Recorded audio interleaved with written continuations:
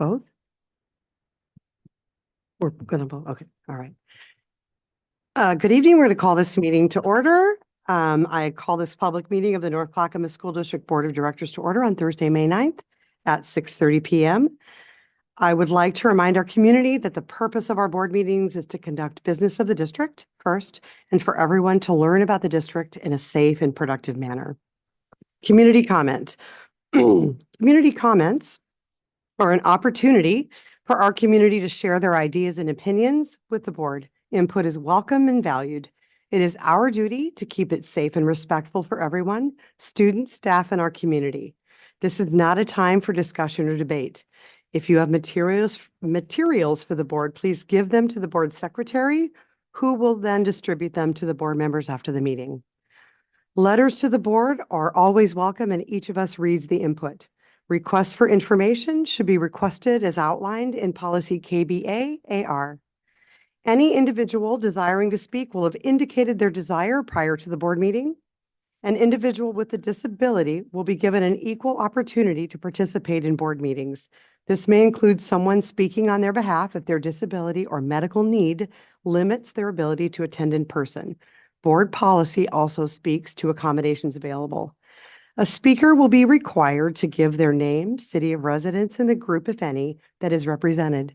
If there are more patrons desiring to present comments than time allotted, the board chair has the authority to reduce the presentation time for individual speakers or institute a prioritization process with first priority to students and city of residence.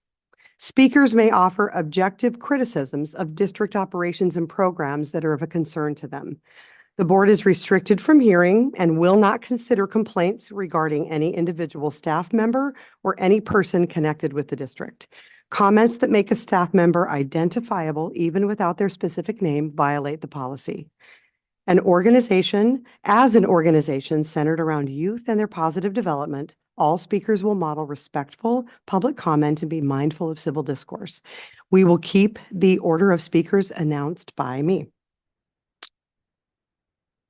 And our first speaker, Michael, you are speaking on behalf of Kylie.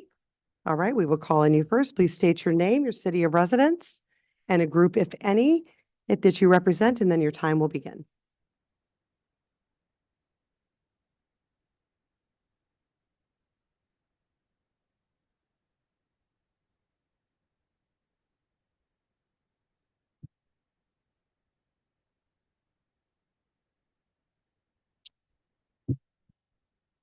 All right, Oak Grove, Michael Corbus. Last meeting, many teachers from the teachers union spoke asking for more support for mental health issues and smaller class size, which I listened to and supported. But when it came to what I had to say about equal representation for conservative causes and identities on walls and special days, weeks, and months, they were not supportive or tolerant at all. Some of them went over time a bit and nobody said anything. But when I did, they tried to drown me out and silence me. Silence me. How many times does that happen? I'm a parent in their district, and they did not want to hear what I had to say. Interesting, isn't it? A few of them noticed the hypocrisy, and one emailed me. Let me read it. Michael, I was dismayed by the reactions of some in the audience who were loudly drowning you out when you went a little over the allotted 2 minutes. I want to hear what you have to say. It is really important for me that all my students feel welcome and included and do not experience harassment or bullying for their identities or beliefs. I am one of those teachers with Black Lives Matter and pride flags in my classroom. I also want my Christian and conservative students to know that they are equal and respected members of the community. You mentioned signs and banners. What would you like to see in the classroom? We are in absolute agreement that we need to honor disparate and varying beliefs and ideas. I was dismayed by the disrespect shown from some of my colleagues last night. I mentioned how upset I was by that to another colleague who was sitting next to me, and they felt the same way. This teacher gets it. It's not about her beliefs, which I'm sure her and I don't agree on many things politically, but she understands it is not about the teacher's political worldview, but it is about all students being represented and respected in classrooms, not just the ones that match the political worldview of the teacher. It's supposed to be about the students, isn't it? Jonathan Haidt, New York University professor, clinical psychologist, who is one of Time Magazine's 2024 top 100 most influential people in health, has compiled research from multiple clinical studies in his latest book called The Anxious Generation. He's no conservative, but in the book, he compiles a number of clinical studies on teens and details that conservative families have teens who deal with much less mental health issues because of strong structures of discipline and the presence of faith, tradition, and/or church attendance. Statistics even support the fact that values come from conservative lifestyles. You and these teachers don't seem to know it, but you need conservative and/or conservative Christian families, families with two parents of all colors and backgrounds. And let me remind you, can we just keep going?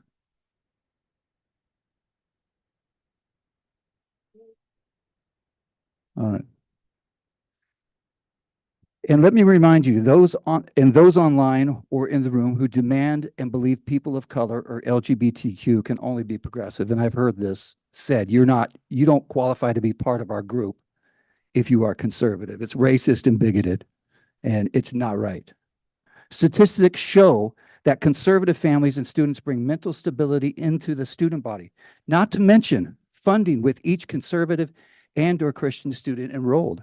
I think you should actively, I don't know how you can recruit, but you should be having these people come. They bring stability, these families, these kids. Conservative and/or Christian households are not the oppressor or the devil. Quit pushing them away and tell the teachers, staff, and administrators that hate them to quit being bigots. Quit hanging banners that are directly opposed to their worldview, or which I've been asking for, or put up banners and symbols that honor their worldview alongside the progressive worldview banners and symbols. Quit trying to minimize or dismiss them in order to make the students who don't come from those types of families feel okay about themselves. I came from a single-parent home, and I always knew that the ideal was a two-parent household. And guess what? I have created that in my life so my kids would not be separate from their father like I was. That is a good thing. Don't destroy the traditional family to coddle the feelings of those who don't come from that. Give them the opportunity to overcome and create that life going forward in their adult lives if they choose to. It is a fact that the traditional two-parent family, no matter political or religious beliefs, is the most effective family type to raise children. Not based on what I think, but what statistics say. Not all families will be conservative families, but let's not make them the enemy because of this. Values exist, and conservative families are something all family types can benefit and learn from. Conservative families are a big part of the solution to the student mental health crisis, and I think this is so true. Stop allowing teachers to discriminate against them in their classrooms on the walls. And again, I asked and I emailed the board email, and they said you weren't going to look at this. At least that's the impression I got. I asked you to write a policy about what is or isn't allowed to go on the classroom walls and honored with special months, days, and weeks. It's only fair, and it's for your benefit. Ultimately, it's for your benefit. I know it doesn't align with your politics for many of you, but it ultimately will save the public school from moving further and further into a mental health crisis because you've eliminated so many of the students that bring stability. Thank you. All right, the opinions and the views and opinions expressed during the community comments are those of the speakers and do not necessarily reflect the views or positions of the North Clackamas School District Board of Directors. The letters we've received since the last meeting, they include but are not limited to an email about staffing, Oregon Kid Governor Program, a youth sports question, facility questions, an email from Self Enhancement Inc. And the availability in North Clackamas, sources of strength, and North Clackamas student and staff award winners. So thank you for that. So we will now move on to the native land acknowledgement. Vice Chair Way will lead the acknowledgement this evening. We acknowledge the land which we sit and which we call the North. Can you hear me? Okay. which we call the North Clackamas School District, rest on the traditional and indigenous lands and village sites of the native peoples of the Kalapuya, Chinook, Malala, and the Clackamas. We take this opportunity to offer gratitude for the ability to learn, work, and be a community on this land, and we offer thanks to the original caretakers of this region. We recognize the historic policies of colonization, genocide, relocation, and assimilation that affected Indigenous and Native families, both past and present, and that will affect those in the future, and honor the resilience and revitalization of our Indigenous and Native communities. We pay our respects to the elders, both past and present, who have been the stewards of this land throughout the generations. Thank you. Please rise. Director Dobson, will you lead the Pledge of Allegiance to the flag tonight?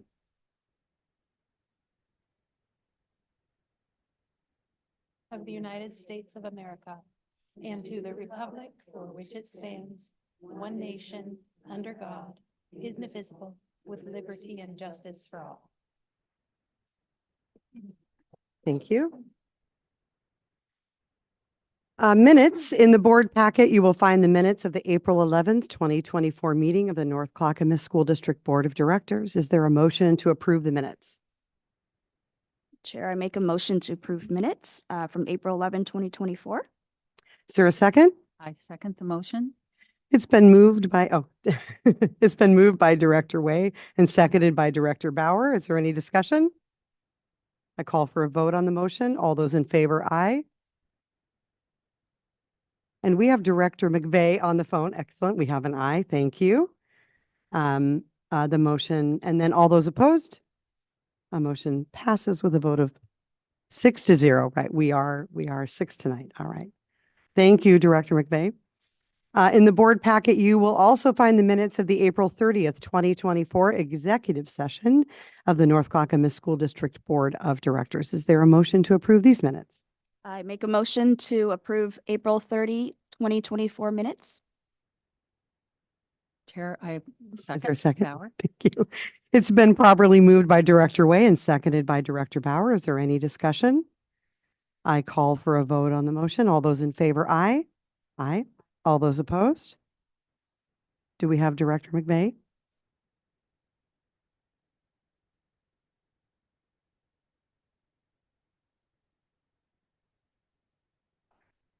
Okay. Motion passes with a vote of 6-0. Thank you.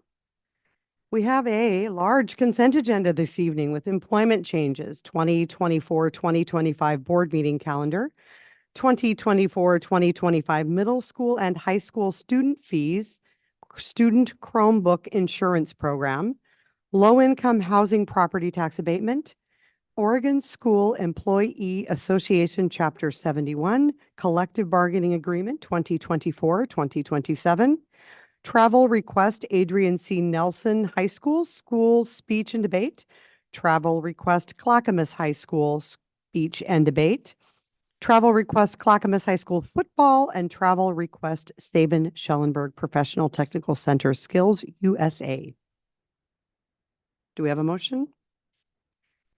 Chair, I move that we approve the consent agenda, employment changes, 2024-2025 board meeting calendar, 2024-2025 middle school and high school student fees and student Chromebook insurance program, low-income housing property tax abatement, Oregon School Employees Association Chapter 71 Collective Bargaining Agreement 2024-2027, travel request, Adrian C. Nelson High School Speech and Debate, travel request, Clackamas High School Speech and Debate, travel request, Clackamas High School Football, and travel request, Sabin Schellenberg Professional Technical Center Skills USA.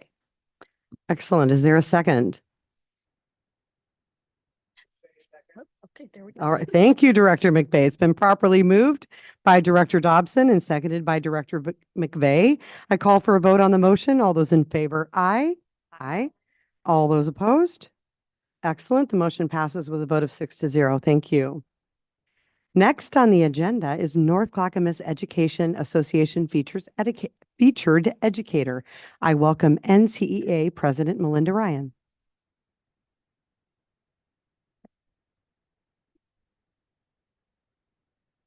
Good evening, everyone. I'm here tonight to introduce you to Jen Martin, who's our featured educator for the month of May. She has been an instrumental part of our district's Spanish language immersion program at both Alder Creek Middle Schools and now at Rowell Middle School. And the person who nominated her had some great things to say about her. It says, this past school year, I've watched Jen jump full force into a variety of new roles, from covering Spanish language arts and then serving as an academic coach. At Rao, the structures she implemented around reading have been tremendously successful as our students have achieved significant growth in their reading skills. Recently, Jen has also stepped in as a language arts instructional coach, delivering as always and giving 100%. So now Jen has some words she'd like to share with you. Hello. Thank you, NCEA, so much for this recognition. I'm honored to have been nominated. Thank you to Sarah Hoskins, who's here tonight. And I'm grateful for all of my incredibly dedicated colleagues who work so tirelessly for children each and every day. This year, after 26 years of teaching middle school, I made the transition to being an instructional coach, and the joys and challenges have been many. My position has two parts. I spend half of my time as an instructional coach for secondary dual language programs. And in this aspect of my work, I have truly enjoyed working with the middle and high school dual language teachers at Alder Creek and Rex Putnam to develop curriculum guides and strengthen our bilingual programs. We're working daily to ensure that students are reaching high levels of bilingualism and biliteracy, while also experiencing high academic achievement within a school culture that honors their diverse identities. Recently, I was at Putnam High School working with a few students to finish up their stamp testing to earn this state seal of biliteracy. It was such a joy to see my former students as they prepare for graduation in a few months and hear all about their exciting plans. They are moving on to college and careers capable of facing any new challenge with their incredible bilingual brains. The other half of my position is as a building coach at Rowell Middle School. Since day one, Rowell has welcomed me, and I love the strong sense of community that is present among the students and the staff in the building. I know how hard teaching is. Teachers have so many demands on their times, so many moving pieces in their minds, and so many situations that weigh on their hearts. I wish that you all could hear the thoughtful conversations that I get to have with teachers, or sit in on a coaching session where we work through a problem of practice. Despite the challenges, teachers are constantly working to improve their craft, and I'm grateful for the opportunity to provide whatever support that I can. Next year, my two roles will overlap as Rowell will welcome its first group of dual language immersion students from Milwaukee El Puente and Lot Whitcomb. As our North Clackamas bilingual programs grow, so do the opportunities for connections and community. Poco a poco, one step at a time, we are expanding access for our linguistically diverse learners and families. Thank you for this opportunity to share this small piece of my story with you. I love what I do, and the North Clackamas community is very dear to me. Thank you to the board and to everyone else here for your ongoing work in making sure that we have vibrant and sustainable public education system where all students have access to equitable educational opportunities. Thank you. Thank you. Oh, okay. Directors, does anyone have a comment? Director Bauer? Congratulations on your award. It was well deserved, and it is so hard. I know it is what you do, but to put all the energy in it and be such a partner to the teachers too, and for the students, that came across loud and clear. Thank you. Vice Chair Wei? Thank you so much, Jen. Your story is just very inspiring and just wow, just so many years of dedication to students and public education. I'm really glad that you're lifting up bilingual education and just being bilingualism because it's definitely a strength. It's a strength in our society and in our culture and our classrooms. So just thank you for lifting that up. All right, thank you and congratulations. Thank you again.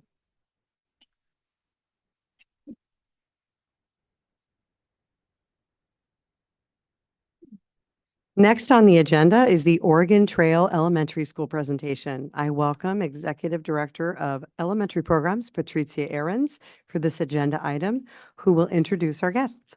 Welcome.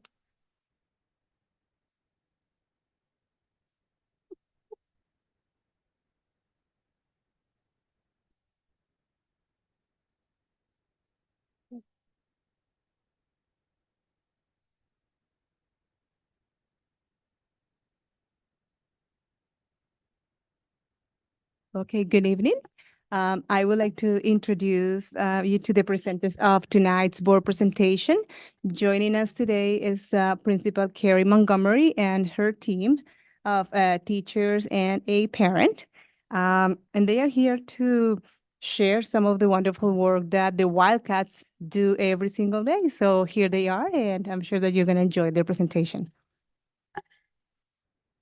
Thank you so much for having us here this evening. It is always a pleasure to talk about the great work our teachers and students and families are doing at Oregon Trail Elementary. As Patricia said, my name is Carrie Montgomery, and I am the very proud principal at Oregon Trail Elementary. I'd like to introduce my team to you this evening. Next to me, I have one of my teacher leaders, Gretchen Rowland Horgan, currently teaching second grade. I have Courtney Burling with us, who is one of our parents. We have two of her little ones right now, and in a couple of years, we'll have her third. Courtney also serves as our vice president of our parent-teacher organization. Next to Courtney is Stacy Coogan. Stacy is a new addition to our staff this year. She has been invaluable as a 0.5 instructional coach, and we are very excited to share a little bit with you a little bit about what's happening at Oregon Trail this year.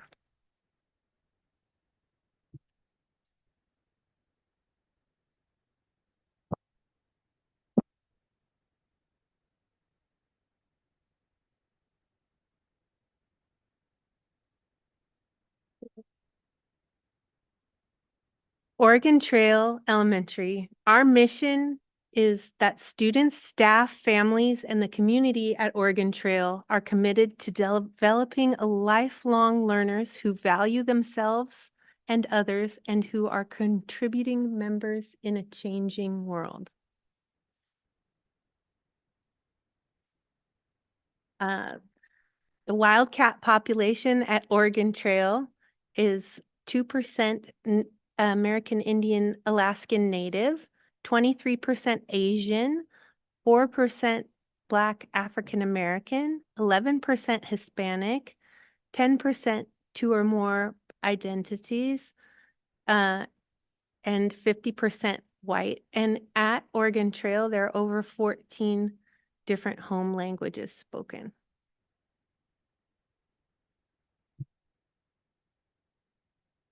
This year at Oregon Trail, we spent a lot of time focusing on our Oregon State Assessment of Skills data, focusing in and highlighting our writing instruction. So one of the things that we've done this year as a collective whole is all of our teachers have created student growth goals based on writing. We've also focused our professional learning community cycles all around writing. And we have done some work on deconstruction of our writing standards so that each team and teacher has a deep understanding of what the standards are asking of students and how we are instructing them, and also how we are assessing them. Our second goal at Oregon Trail is to focus on reading and literacy. To be able to meet those goals, we focus on having every teacher participating in learning studies. We also work on refining our foundational reading skills, and that work is done in collaboration with Stacy Coogan and our district level coaches. Where am I supposed to vote? Thank you. One of the other goals that we have in our school improvement plan is to create a culture of belonging for our students. We want every Wildcat to walk into the building, who walks into our building, to feel like they are cared for, valued, seen, and heard. And to do that, we focus on our social emotional learning, we focus on community events, and we build family partnerships. Oh, sorry. There we go. Teachers at Oregon Trail, is it on? Yeah. Okay. Teachers at Oregon Trail have been engaged in professional development this year through our professional learning communities and lesson studies. And so, as Carrie mentioned, in our professional learning communities, we focused on writing, and we started the fall learning about the process of PLCs, of planning instruction, and then looking at data to collaborate around strategies that meet our students' needs. And then in our lesson studies, our kindergarten through second grade teachers have worked with other schools and our district emergent literacy specialists to refine their instructional practices with foundational literacy skills. And then our third through fifth grade teachers got to co-teach, co-plan, co-teach lessons that connected to their PLC cycle. And so one of the really exciting things about lesson studies is that we can be really intentional about student feedback.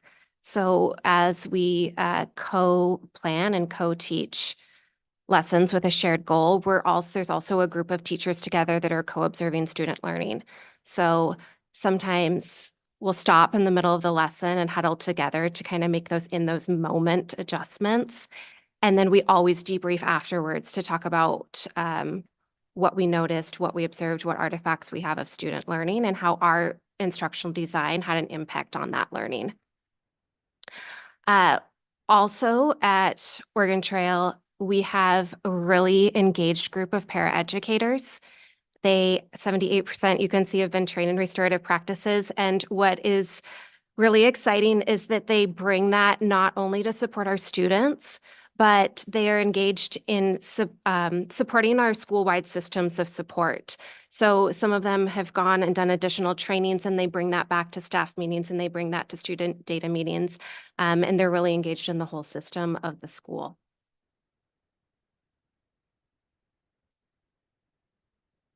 And then for our social emotional learning, we use the caring school communities. We have morning meetings, cross grade level buddies, where students are working and developing community across grades. Classrooms have calming spaces that students utilize and zones of regulation. And then our school counselor supports with Kelso lessons, second steps curriculum, small group counseling, student affinity groups, and a partnership with Stronger Oregon. We can hear from our students. What makes me feel safe at school is whenever you need to talk to a teacher, they're always open to what you need to talk about. I feel safe at Oregon Trail because there's always somebody to talk to about what you need. I feel safe at school because the recess monitors, teachers, and our principals watching over. I feel safe because we practice drills to make sure we're safe when something happens at school. What makes me feel safe and supported at school is that our teachers are really nice, and if we get stuck on something, they help us.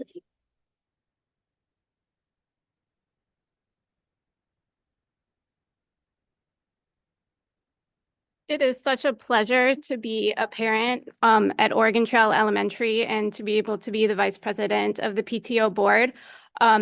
Oregon Trail does a great job working towards a cultural belonging. I know this for a fact. I've lived in the community for less than 3 years, and my children are in kindergarten and second grade, so we're still fairly new to the community, but we just feel so welcomed here.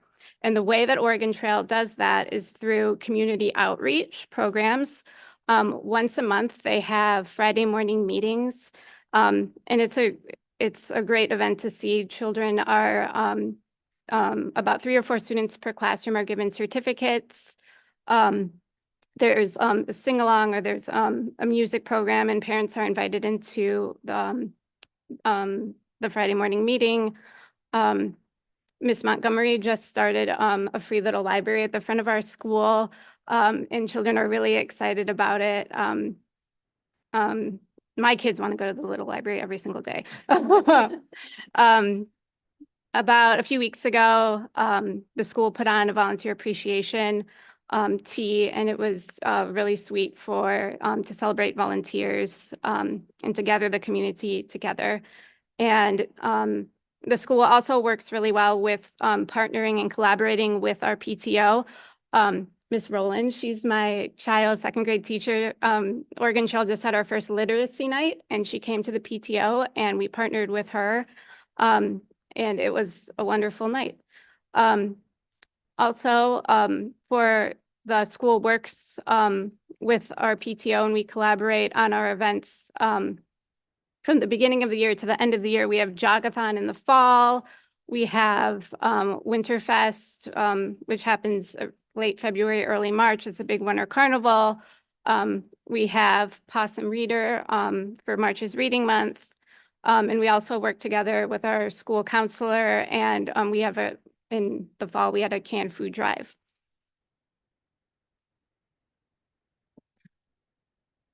Can't find the magic spot. Oregon Trail is outstanding with homeschool partnership. We have over 1,700 of volunteer hours logged. I know there's more than that because myself included, some of us are guilty of not logging our hours. We, as the PTO, we worked for Possum Reader, and every child received a free book of their choice during March, and kids are really excited about that. Also with the PTO, we make sure every child and staff receive a free t-shirt that we wear at Jogathon in the fall. And also the PTO has frequent communication through Parent Square and through PTO school social media.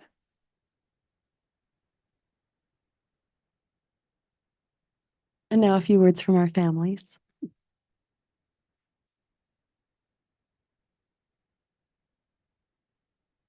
So what I love about Oregon Trail is the community we have here. I feel like all the families are so great and everybody's super involved, and the support that we have from the staff level has just been phenomenal. My son's in second grade this year, and my daughter's going to be an incoming kindergartner this fall, and I couldn't be more excited to be a part of this family. What do I like about Oregon Trail? I love the teachers and the feel of community that we have here. The teachers make it really easy for parents to have a sense of community and to have a connection to our school community that the kids feel and the parents feel. And it's just an absolutely wonderful thing. So for us, having our kids at Oregon Trail, the biggest thing is the communication from all of the staff. We always know that if we have something we need to discuss or something that our kids are going through, we can talk to somebody and they're going to get back to us and they're going to work with us to make sure that our kids are happy and that they're learning and growing. And then just the community aspect. We have so much community here, all the parents and the PTO and the teachers again and staff, that we just know that we're a part of something. And again, we can be involved and be with our kids and with the teachers and really make a difference in the community.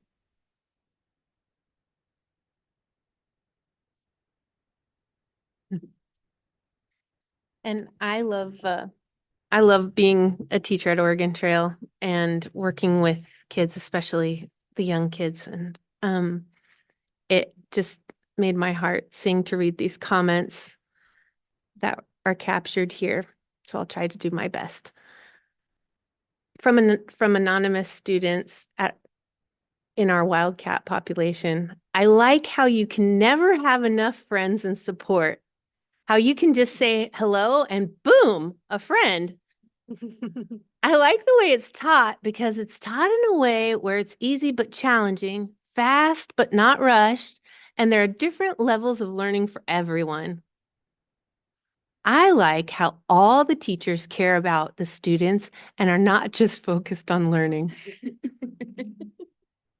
When we do math and I don't know how to solve the problem, my teacher helps me with the problem.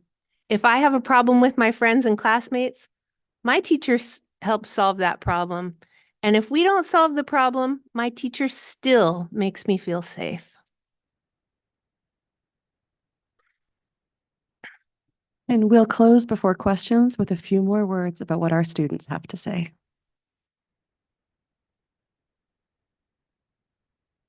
My favorite thing about school is PE.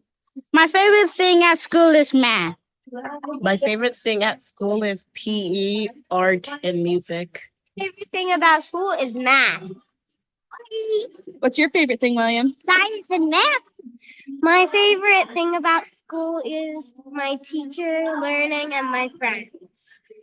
My name is Felix Doan, and my favorite thing about this school is math, the teachers, the principal, and recess. My favorite thing about school is I love having fun with my friends at recess and writing awesome books.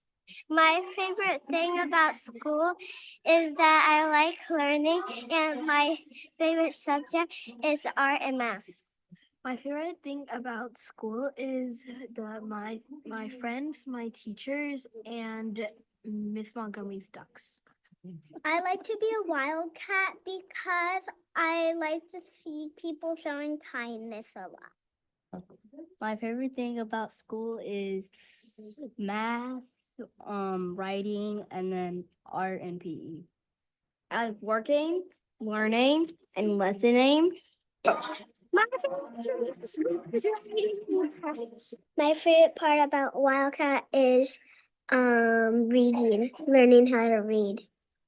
I love my friends. I like being a wildcat because I like to get to learn. I love the people here and I love seeing my friends every day.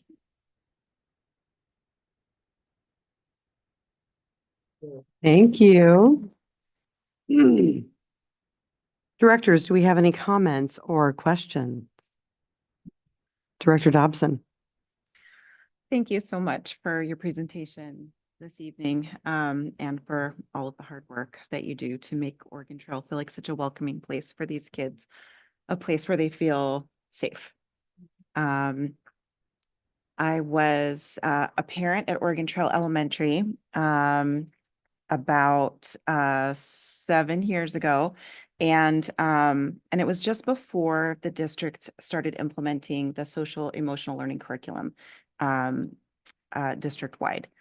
And it is such a pleasure to see how much growth has happened for the kids since the institution of that learning, and the opportunity to, to grow themselves in that way. They clearly have amazing leadership and mentors in that learning. And I'm just really, really happy to see it. Oregon Trail was my neighborhood school, and it's been lovely to watch it grow and thrive since my early days in the district, back when Mrs. Rodriguez over there was the principal until now.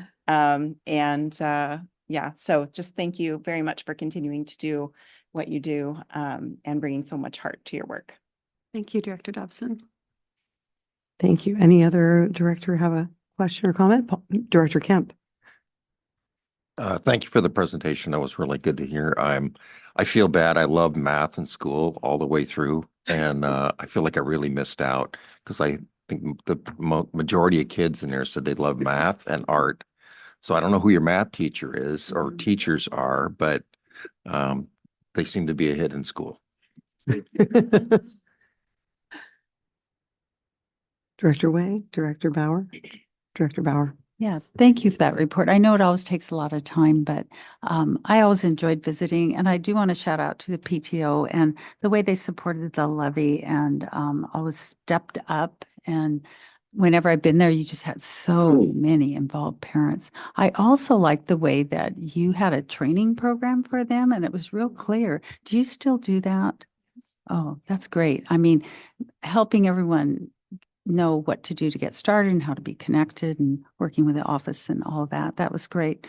I noted on your report card that 96% teacher retention. That's amazing. And 93% had 3 years or more. So very experienced. It sounds like they want to stay there. I mean, it comes across that, you love your work and that rubs off on the students. So thank you for that very important work that you do. Thank you. And I also just want to mention, your little library is quite famous, the owl. He's all over social media. And I think I actually saw it and I just thought, I wanted one in my yard for a long time. I love it. I think it's wonderful. And I think, doesn't that just talk to the sense of community and the sense of we've got to take care of each other in all ways and in many ways. And I just think that that's wonderful. So, and I agree that your parents there and your PTA have been so supportive. We love to see our parent organizations helping our schools in such meaningful ways. And we just appreciate all of the hard work and all of the care and love that you put in to your students and to how well your school is run. So thank you so much for the presentation and the great words from your kids. Thank you. That little owl was a Christmas gift from my special person in my life. So he asked what I wanted for Christmas, and I said, I need a little library in front of my school. And now we have one. So it's been well received. Thank you. Well, he's beautiful. Your owl library is, and it's very neat. And I just love to see it. So I just think it just speaks to the care of your kids. I love that. So thank you so much. Thank you. It's a pleasure. Thank you. All right, we're going to do board reports. Now, I know that we actually haven't done board reports for a while, so we'll keep it fairly abridged, but let's do some board reports and just let everybody know what we've been doing in the community. Director Bauer. You do want to start with me, huh? Alphabetical order. Oh, that's how you do it. I wondered. I thought I'm over here now. I thought you started with there. I participated in the community budget meetings that are going on, like all the directors are doing. But I wanted to shout out that I'm so grateful for North Clackamas School District and that we're in that stable situation. And it's due to a lot of things. The leadership of our budget planning staff and our superintendent and their staff, passage of the local levy. I can't quit saying that, but it is a big part of that. Also, we're the only district in the top 10 of the largest that is slowly gaining enrollment. And yeah, I mean, I'm grateful for that too. It brings in more dollars. And how we spent our federal COVID funds very wisely, successful bargaining, and good relations with staff. And even though we have a fund balance, it can always change so easily, quickly with so many moving parts. So that was one thing that all of us are involved in. Saturday, April 20th, Director Wachter and I attended the OSBA Legislative Policy Committee in Salem. And it was to prepare for the February 2025 legislative session. It's a big one. It's the biennium coming up that sets the funding for those next 2 years. There is an opportunity here again to really understand funding and make it more real.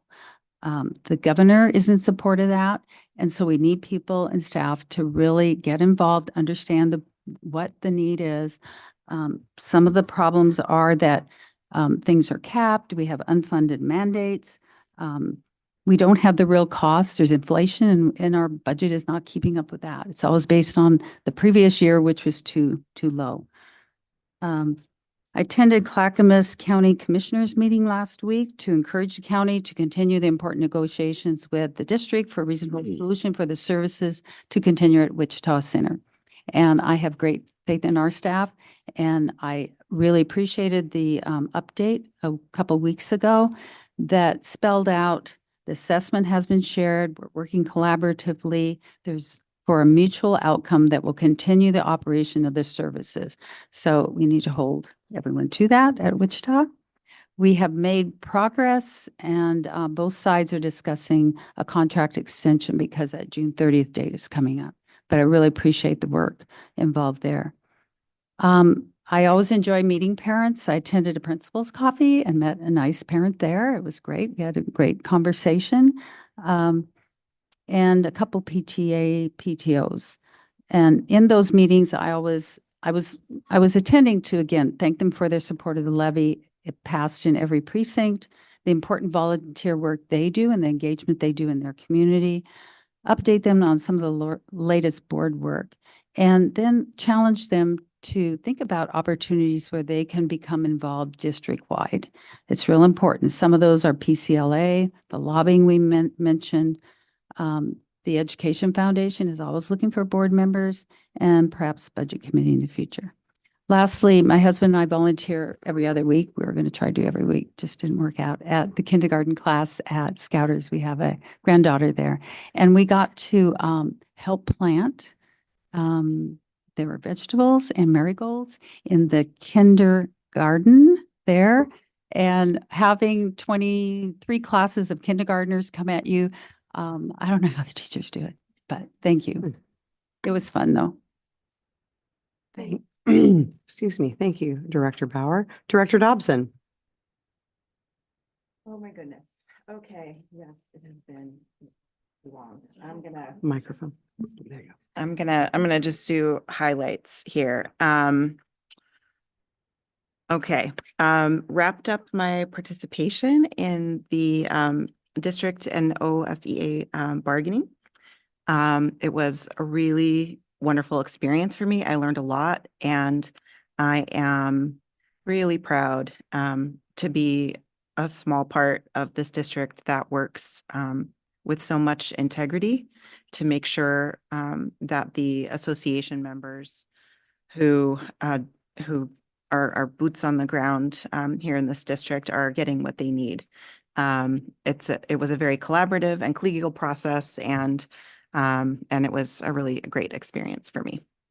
I also attended a North Clackamas Parks Advisory Board meeting, let's see what else. Oh, and multiple performances across the district in the last couple of months, including Mamma Mia at Adrian C. Nelson High School and a choir concert at Rock Creek Middle School. Read to some very lovely first graders at Ardenwald Elementary. I attended the North Clackamas Education Foundation Gala and enjoyed there, not only raising money to help support our district, but also the performance of the Adrian C. Nelson High School Orchestra. The Sunrise Corridor Open House I attended to talk about sort of future planning for that area down along 212 and then up into the area where Adrian C. Nelson High School is, and where there might potentially in the future be a middle school when we need to expand to have one. So that was very informative. And last of all, I had a meeting with Sarah Pope at Stand for Children because I wanted to do a deeper dive into the new data that came out showing how Oregon is faring in its math and literacy rates post-COVID. And that was a really interesting meeting. I'm again very proud to say that North Clackamas is doing very, very well, a leader in the state in those categories for making up that ground after all of that learning loss. And also proud to say that it is because we don't get state level guidance from the Department of Education on how each district should implement the kinds of practices that will move students forward the fastest. That decision is left up to each one of the 197 school districts in this state. And while that has shown to have mixed results and provided, some opportunities for chaos, our team here at North Clackamas in our administration, our teachers, our support staff, and our superintendent have done an amazing job of steering us towards that higher ground using data and researched best practices that are showing the results that I know our families and communities want to see. So just want to say thank you for that. And that's it for me. All right. Thank you. Director Kemp. Wanted to say I haven't done as much as some of the others have on the board, but did attend the gala event and raised a lot of money for the school district, and it was good to see all the performances from the various student groups there.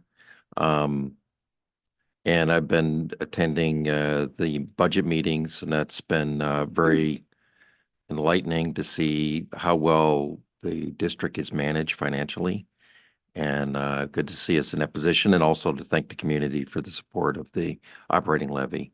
I've also done some door knocking back for the passage of the levy, and then more recently for some of the primary. And it was good to just talk with parents and others in the community, and got a chance to talk to a number of people about the school district and their kids and how well they were enjoying the district and the positive aspects of the district, which, parents showed that by supporting the operating levy.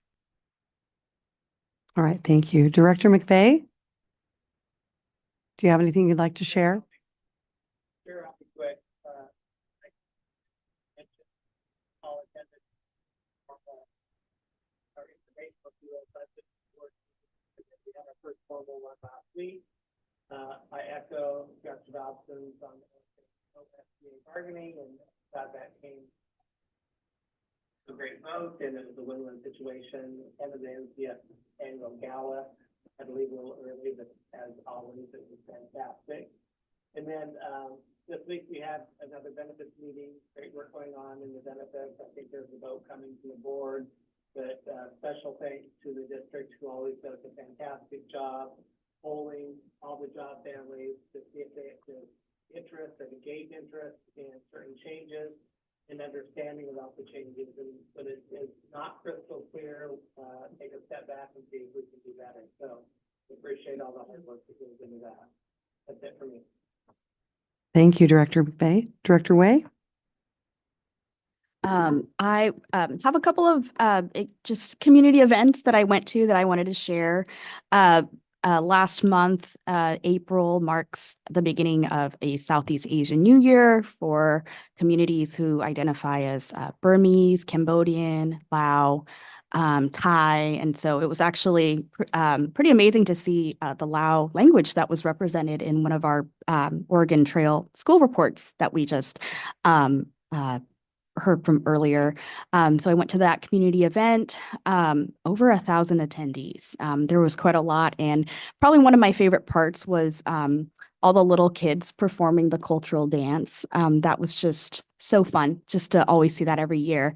And then I know that I was unable to make the meeting a couple of weeks ago as I was sick, but May is also the celebration of Asian American and Native Hawaiian and Pacific Islander Heritage Month.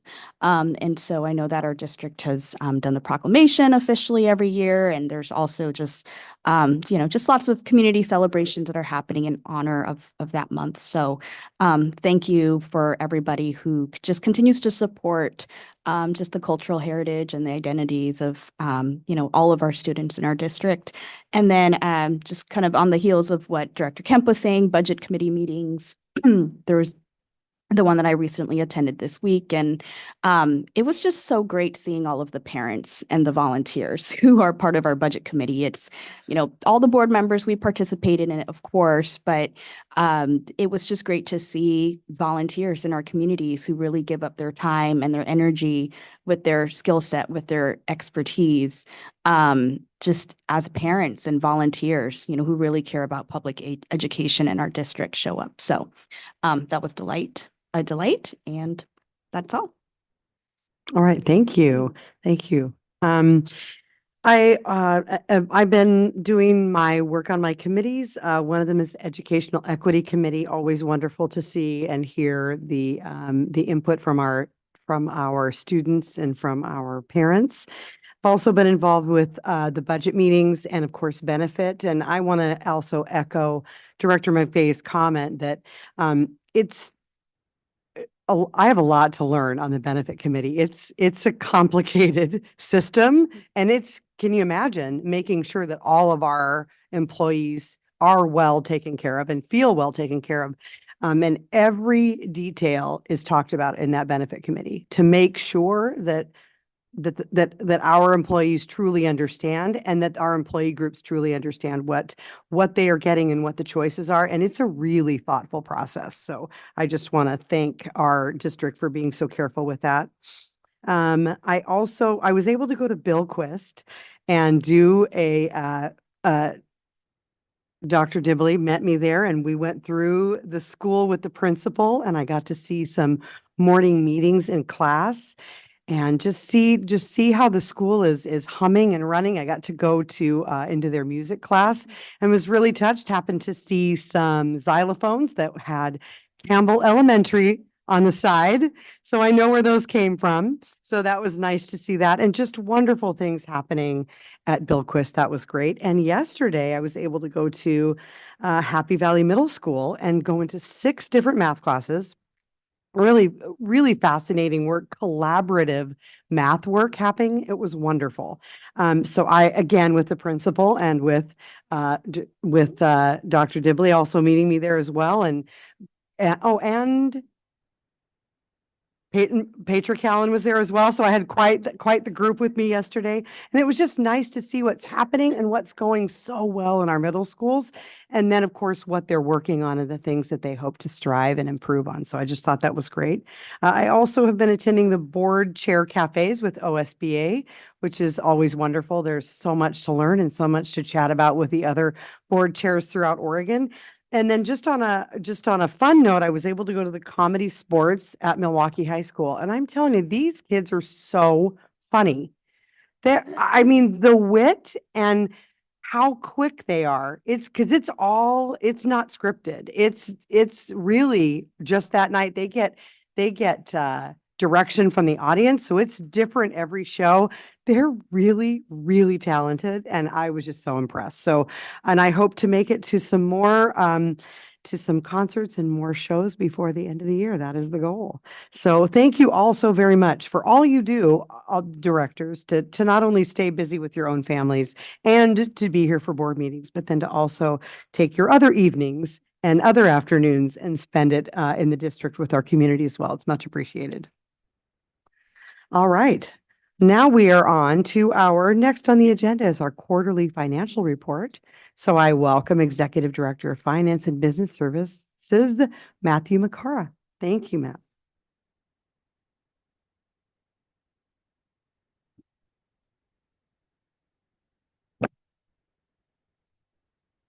Good evening, directors. Tonight I'd like to share some highlights from the financial report for the quarter ending March 31st, 2024.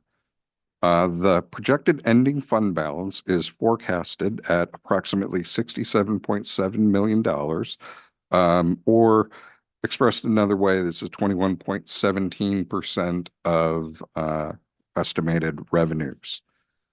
Forecasted revenue has been increased by 10.2 million from the previous forecast as a result of a combination of factors, all of which are in the state school fund. The first is that the initial budget and consequently the initial forecast were finalized before the state increased the state school fund to 10.2 billion. So this is the initial estimate was based on a lower amount. This also factors in an increase in the weighting for North Clackamas's teacher experience, which is one of the factors that goes into the state school fund.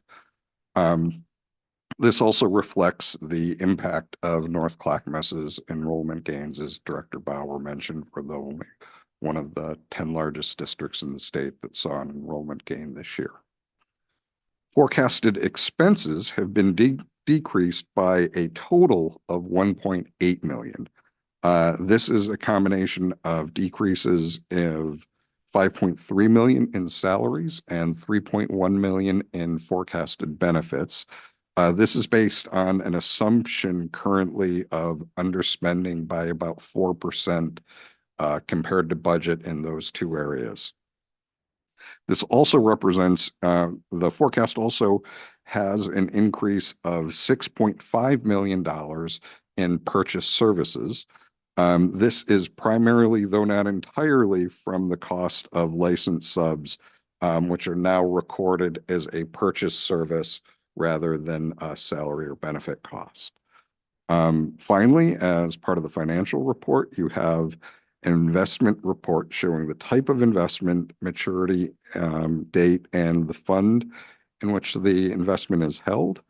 The district continues to maximize our investment in the local government investment pool, as well as other short-term investments, and we continue to maintain healthy cash flow and reserves. I would be happy to answer any questions, should there be any. Thank you. Does anyone have any questions? about the quarterly financial report. Thank you so much for your thorough report. We appreciate that. Thank you, directors.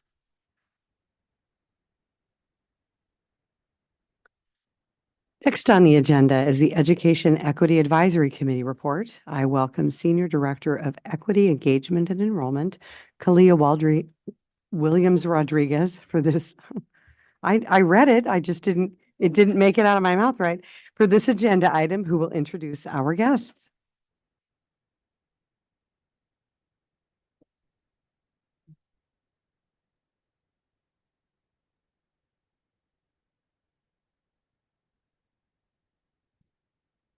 Good evening. Happy Thursday. We're excited to be here. And I see Alma in the back. So we'll do introductions very quickly. I'm Kalia Williams Rodriguez. I'm Blanca Johnson. I'm Helen Lay. Artigas Bonifacio. And we are going to share great highlights about the Educational Equity Advisory Committee. As some of you know, this was prompted by Senate Bill 732, and it is important work in our school districts where we get to provide opportunities of listening, learning, and growing together. You can see there's community members involved. We also have students. So Helen is a middle school student, and I'm really excited that she's here tonight to join us. And then we have some staff members in the room. Alma is behind us, and she also supports the work that we are part of. And so we have a nice, robust team of voices and community members. There's also other community members in the front of us who are also part of the committee. So as a team, we get to share and make sure we're focusing on our strategic plan, the work that's been done around all 4 points, while we're also highlighting about the student experience and success. We talk about family collaboration. We're talking about people, culture, and resources, and where we want to focus some of our time also is on, of course, our core values. So in this presentation, you will see highlights of information related to equity, relationships, integrity, empowerment, and care. The other piece we want to really focus on is our anticipated outcomes as a committee has been a myriad of the 3. Sometimes it's also included other points, but we definitely want to pay attention to the some of the inequities and particularly the voices that may not have been heard within our school district, i.e. historically marginalized within a public school system. One of the tasks of this committee is to highlight what we want to recommend. So throughout this presentation, you'll see some the SOR, suggestions, opportunities, and recommendations, or strengths rather, and then again highlighting our strategic plan. Several years ago, there was a team of people who focused on creating questions, making sure it guides our work as a school district about a lens, who are we hearing from, who are we not hearing from, and what other possibilities were explored. So that really has providing us an opportunity to ground our work when we're asking questions of ourselves, of our students, families, and staff. Speaking of grounding, Artigas and I will lead this together because part of our committee, what we did was to do an opening about how we are going to emphasize it's a we school district and we and our and not me and my. So Artigas.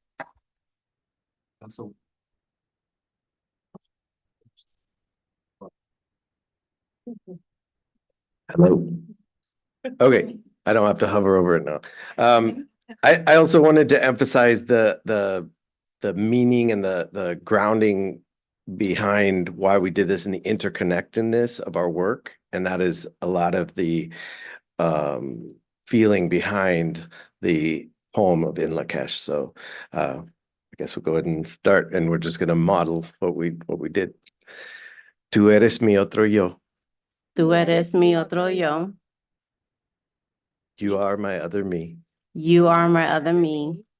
Si te hago daño a ti. Si te hago daño a ti. If I do harm to you. If I do harm to you. Me hago daño a mí mismo. Me hago daño a mí mismo. I do harm to myself. I do harm to myself.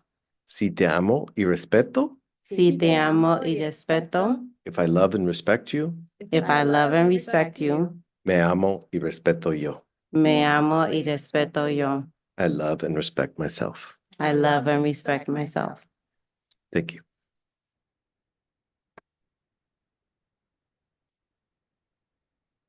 When we got into our conversations as a committee, some of the committee members who you saw early on the screen started last year. So there was a lift last year where it was setting the foundation and introductory. And then there were topics that we agreed on as a committee that was important that we wanted to bring forward. So these are some of the highlights. You can see we started with the strategic plan, and then we carried from bottom to right all the way over, which you'll hear tonight, the topics that we discussed as a team. And then here we are May 9th as a school board presentation. So we will take turns to share the conversations that we had. So again, here's the SORs, successes, opportunities, and recommendations that you will see in this presentation. I will begin with the first topic, which was our equity response framework. Some of you have seen this framework that you're going to see spread throughout different venues. We shared this with administrators. This is a draft. It is a work in progress where we want to figure out how we're going to support students and other people who, based on some incidents that happen in our schools, how we're going to build and repair and restore relationships. So here is the draft. I won't go through all the details. However, you see there's a place where we're talking about building, then we move to address and restore. Here are some highlights that we are proposing happens within our school when an incident, whether it's harm that's done about any ism, and the ism could be about race, gender, class, ability, so forth. So you'll see some action words there about training, some documents, some policies, our equity stance. You'll see here around, so build is the idea about build is to make sure that we're proactive. Addressing here is around communicating the timeline, who will follow up. So how do we build safety for both emotional and physical support? So addressing the situation that needs attention. And then, of course, just as important is the restoration part and how we can navigate that in our school district. So again, there's been feedback from different perspectives. And then here you're going to see some recommendations. So the success about this framework has been, we see that students are at the center of the conversation. We also know that building trust and relationship is an important part of most conversations. The opportunities about this framework seems to be, how do we build trust with families? So the feedback so far has been that part is missing. And then we also want to look at what is currently being done to support school climate. Recommendations might include so as a committee, this was some of the conversations. We had Post-it notes, you'll see that throughout. So the committee has shared families would like to be involved and have access to similar training opportunities at the school. So we have conversations about race and called Taking It Up, and how do we get our families to be come alongside us in these conversations. What does restoration look like? And the last but not least is what voice is missing from the framework, and students came to the surface. So that's some feedback that we have about the framework so far. At the end of each time we had together, we asked our participants to help us with some feedback. Everyone grows from feedback. And some pieces here, we asked what are our hopes and dreams for this work. And it was around making a real impact on district policy. It may not be one particular policy, but we're hoping that we can make an impact, fix some systematic issues that our students of color face in our district. And you can see the pieces there, that we create a good plan on how to handle instances, and that we make a positive impact on our school community. DEI being diversity, equity, and inclusion. I will pause to have Artigas share. So in our section of our meetings that we were able to dedicate to the Creating for Equity, we were able to bring in guest participant, Mr. Ryan Richardson, who's also one of the directors in the secondary programs. He's had a lot of done a lot of the leadership work with the Equitable Grading Committee, and to try and encompass what the sentiment was behind that, we established the following essential question: how can our grading practices move to become motivational, accurate, and free of marginalization and bias within our middle and high schools? Moving on to our successes, opportunities, recommendations. This encompass, that we're already doing, we are making progress towards this ideal place where we'd like to be with the Grading for Equity, in terms of late work being accepted more flexibly, making accommodations for the students who need other ways of demonstrating their skills and abilities. You also see technology resources being available there. In the opportunities category, some growth that could still happen in terms of late assignments and the docking of points. Maybe some challenges in the figuring out of the parent view and Google Classroom, as you see. And then teachers receiving professional learning with differentiating instruction. The overall recommendations that we come up with is basically to be checking in on the milestones in lieu of an arbitrary timeline, just checking in on progress and making adjustments. So kind of to help towards a bigger picture. The guidance document we put on there need to be a tell versus highly recommended. And what we're trying to say there is rather than just making it a suggestion or a recommendation, give it more teeth or momentum behind it to start that process with the educators in the buildings. And just encouraging the speech to text and other tools to write beautiful essays, changing the mindset of how beneficial that can be, and just providing access and overall understanding of that.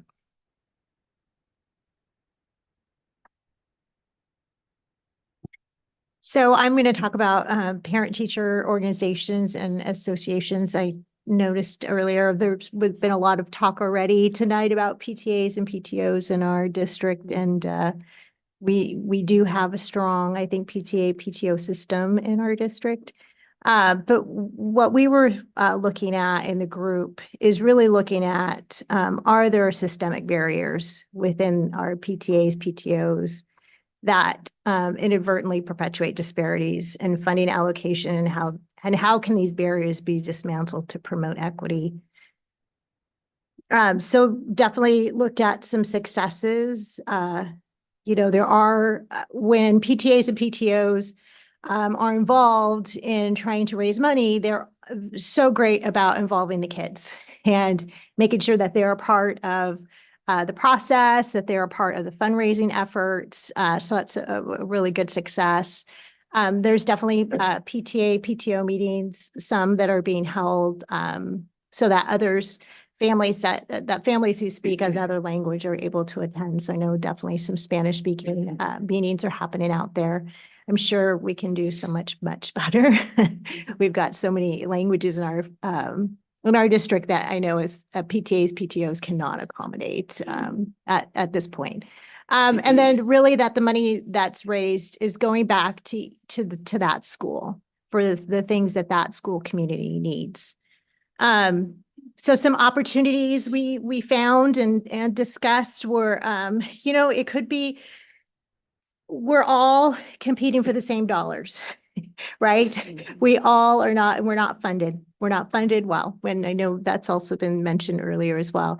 And so, here's one more thing teachers have to sort of help and participate alongside PTAs and PTOs. So some more constraints on their time. And then looking at so definitely talking about in terms of who's raising money, who is not raising money.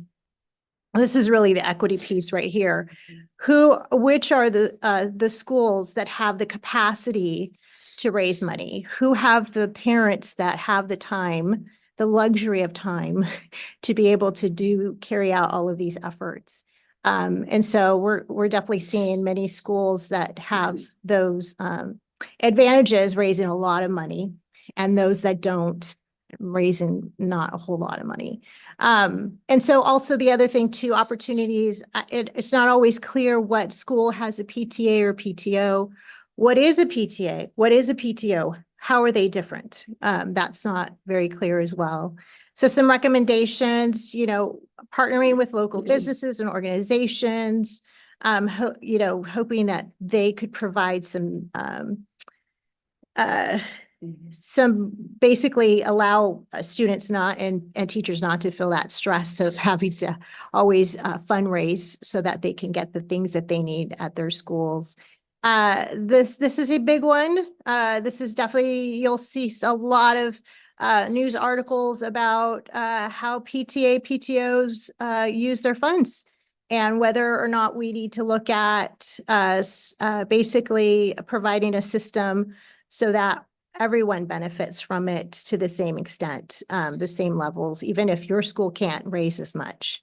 So that's something to be thinking about. And then how are we making sure that we're reaching the families we represent that in our schools? I think that's a big one. It's hard to know who's not at the table, who's not at the meetings. How do we reach them and engage them?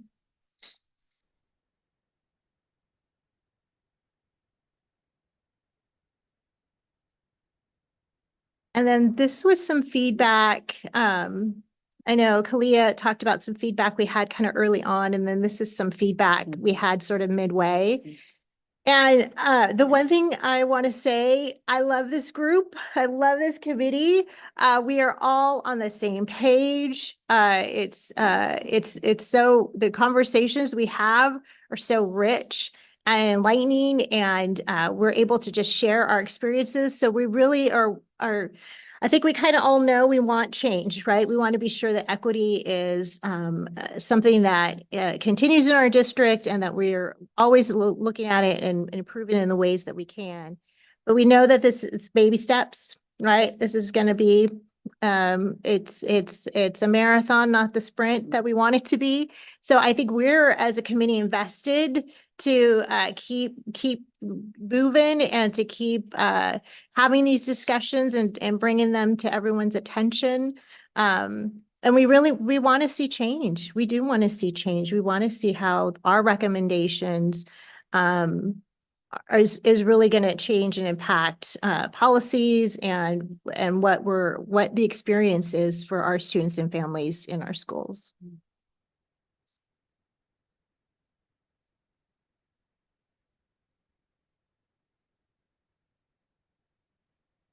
So for our behaviors communication portion of our Equity Advisory Committee, we were able to invite district MTSS coach, Mr. Rob Robinson, to come and speak with us as a expert on the theme of the multi-tiered systems of support. And we were able to craft an essential question, kind of tailoring how can the multi-tiered systems of support better address the diverse needs of all the students and promote equitable access to educational opportunities.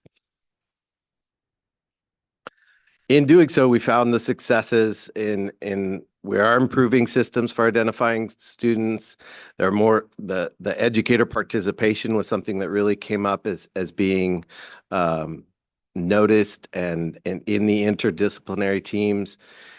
The processes and tools that are being made available to the students were also very prominent, and something that we're noticing. In the opportunities portion, just recognizing the challenge to identify the struggles of mental health, externalized behavior and trauma and things like that. And how can we ensure race and gender does not affect a behavior consequence? So just kind of still bringing that to the forefront, kind of the reasoning why we are in this committee. And just not having enough support for the kids who are in the middle. For those who are in the middle, they're kind of lost, not seen by the system. So what's going on there? So with the recommendations, we thought we'd like to offer that there be more building MTSS support for teachers in the K through 12, that there's some inconsistencies with the process, some alternatives to suspension that address behavior effectively as communicate a response to the community, and having discipline provided by an adult who is outside of the direct situation. That's kind of to decrease the subjectivity of it in terms of the discipline.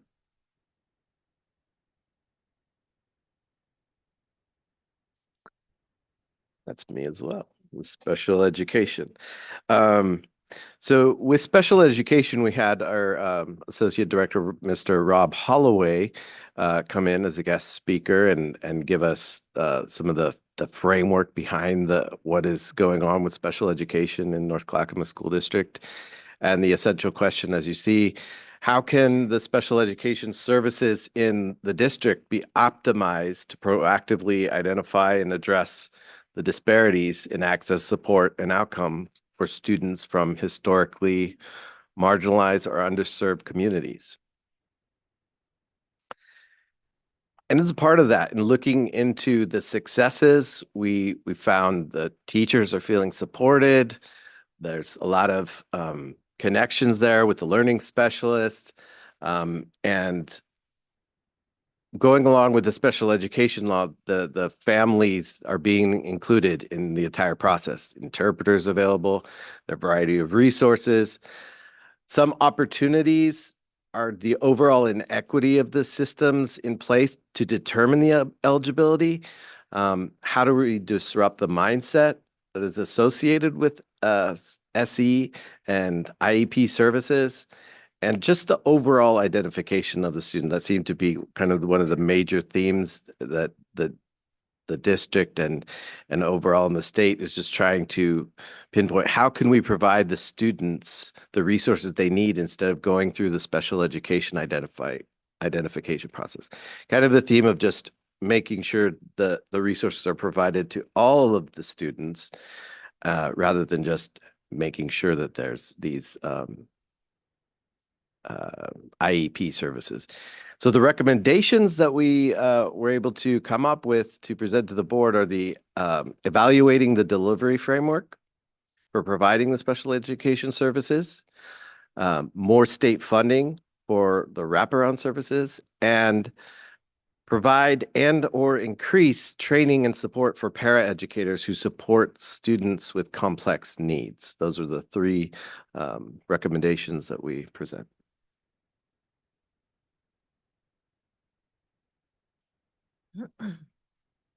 So attendance, we definitely looked at attendance and the attendance framework, and looking at what ways can the attendance framework for our school district be adjusted to recognize and accommodate the diverse needs and challenges faced by students. We definitely have students and families in our district from a variety of socioeconomic backgrounds, cultural communities, individual circumstances. And so how does that affect their abilities to access the same educational services that other families who maybe aren't experiencing lots of stressors? So some of the successes with the attendance framework, there seems to be an attempt to build kind of school-wide systems and structures to support students with attendance. So using kind of common language, a campaign about everyday matters. There's a student dashboard on attendance. Also emphasize the need to to adopt proactive and positive behavior management strategies for attendance. And then identify ways for educators to implement best practices for student engagement to support attendance. So really, asking teachers to really be mindful of attendance and how they can engage their students and families with that. So some opportunities, we definitely talked about that parent guardian communication for any time that, class is missed. So is there maybe a better system, personal calls versus these electronic messages? We're questioning, how do students see the value in their learning? What are their adult relationships and connections with the school? Is there kind of a break there? And therefore the student and parent are not fully engaged with school. Also some opportunities around kind of that time during breaks, periods, and distance between getting to classes might create some anxiety for some students. So definitely some opportunities there. Recommendations, how can we use our discipline procedures to include restorative justice and repair? Give students the option to step out for a quick mental health break without consequences or stigma. So sometimes our kids might, typically my experience, if a kid's not in their class or they're taking long breaks, there's an issue. There's a reason they're doing that and they're needing to step out. And then they'll come back and give you some story, right? That is not quite, doesn't sound quite right. So can we give our students that opportunity and peace of mind to say, if you need a break, go take it. Take care of yourself. It's okay. You don't have to come back with some story about what's going on. Consider social, emotional, academic, community, and familial factors and structures. Identify patterns of attendance early and recognize that all efforts are important. So like I said, there's a reason why kids are missing school. There's a reason why kids are missing classes, and it's really hard to know until somebody takes the time to ask questions, to engage, to reach out, to find some of those answers. And then conduct student empathy interviews to understand why students may not be attending school consistently. So again, our teachers are so skilled, and I know they have the ability to connect with their students and ask questions that hopefully will get to some answers, or at least point them in a better direction about how to approach what's going on with that student and family.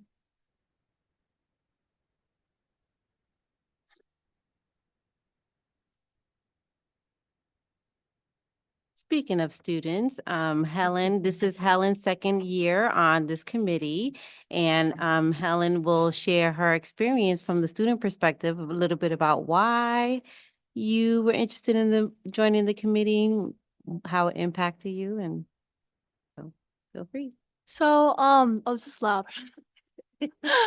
So I wanted to join the committee because I saw an email on my computer because I was checking my emails through because I need to because most kids really don't, which is not really, I mean checking your email is a priority, so you need to check your email. I was looking through it and I saw a thing, it was educational equity committee because it was some Senate bill passed the thing. So I was oh, you can what if I join it? It helped make schools better. It'll make the whole community feel better. It'll just make the whole pollution or population better in general. In our school district too. So most of so my school experience in school right now, there's a lot of hate speech. Our principals I'm at Happy Valley, by the way. So most teachers are hearing a lot of hate speech from kids. So last year I was at Rock Creek, which I moved. Rock Creek also had a lot of hate speech, but schools aren't really addressing that. Our school isn't really addressing that. So at Happy Valley, I'm happy they're actually addressing it, but it's not really helping that much. So I've joined this committee to help see what the school board can do so then they can help address that. And So most of like why I wanted to join it was like mostly just like to help make everyone like better. Most schools to like make it better. So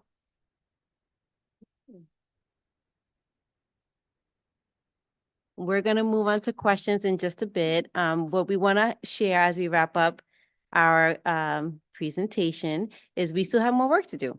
So we are excited about that opportunity because this is in no particular order, but these are some topics that have been brought forth as future considerations, things that some of our members have either noticed, wondered, experienced. And so we are excited about moving forward in our work. This is not an exhaustive list, but this is an idea of where we would like to move into further conversations. And we are excited to open this up for discussion. Thank you very much. It's a great committee to sit on. I always appreciate the engagement there. All right, do we have any directors that have any questions or comments for our Educational Equity Committee?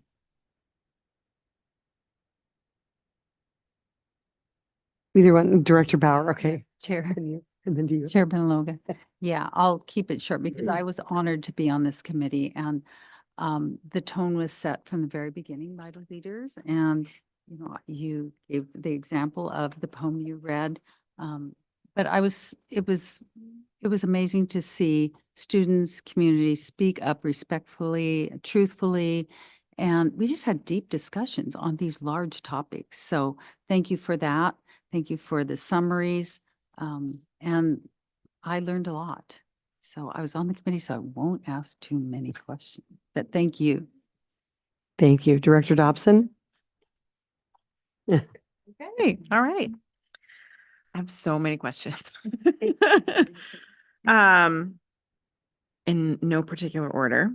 I was curious about the section of the NCSD equitable grading guidance that talked about basing grades on evidence from standard-based assessments. Can you tell me a little bit more about what that is? What's standard-based assessments?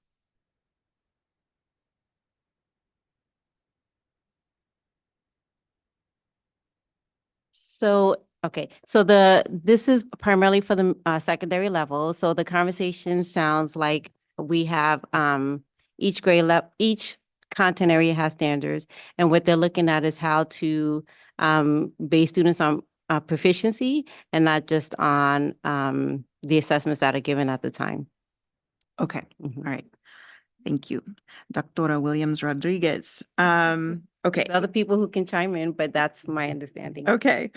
And then I also wanted to know, this is so much work, and a huge, huge lift. I wanted to know if you've had any success at all, stealing, for lack of a better word, any examples or best practices from other districts who are tackling educational equity in the same way. Yes, we have. So we would call that collaborating and professional partnering. So so there's a group, because it's a state mandate, it's helpful to have conversations with other school districts.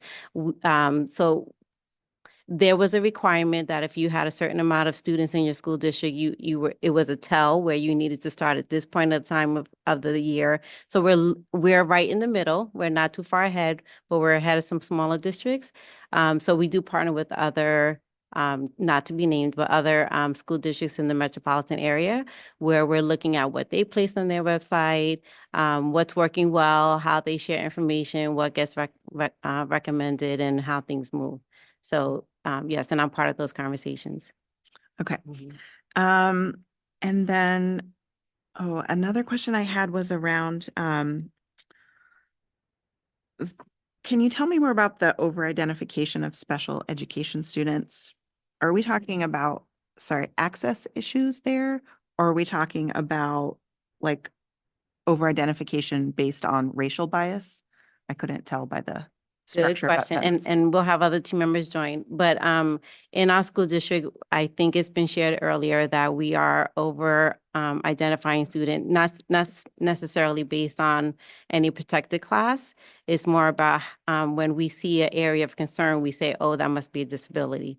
And so how can we support students based on what they need and not categorizing is where we want to try to focus. So that's part, it's not necessarily based on, like I said, race, gender, class.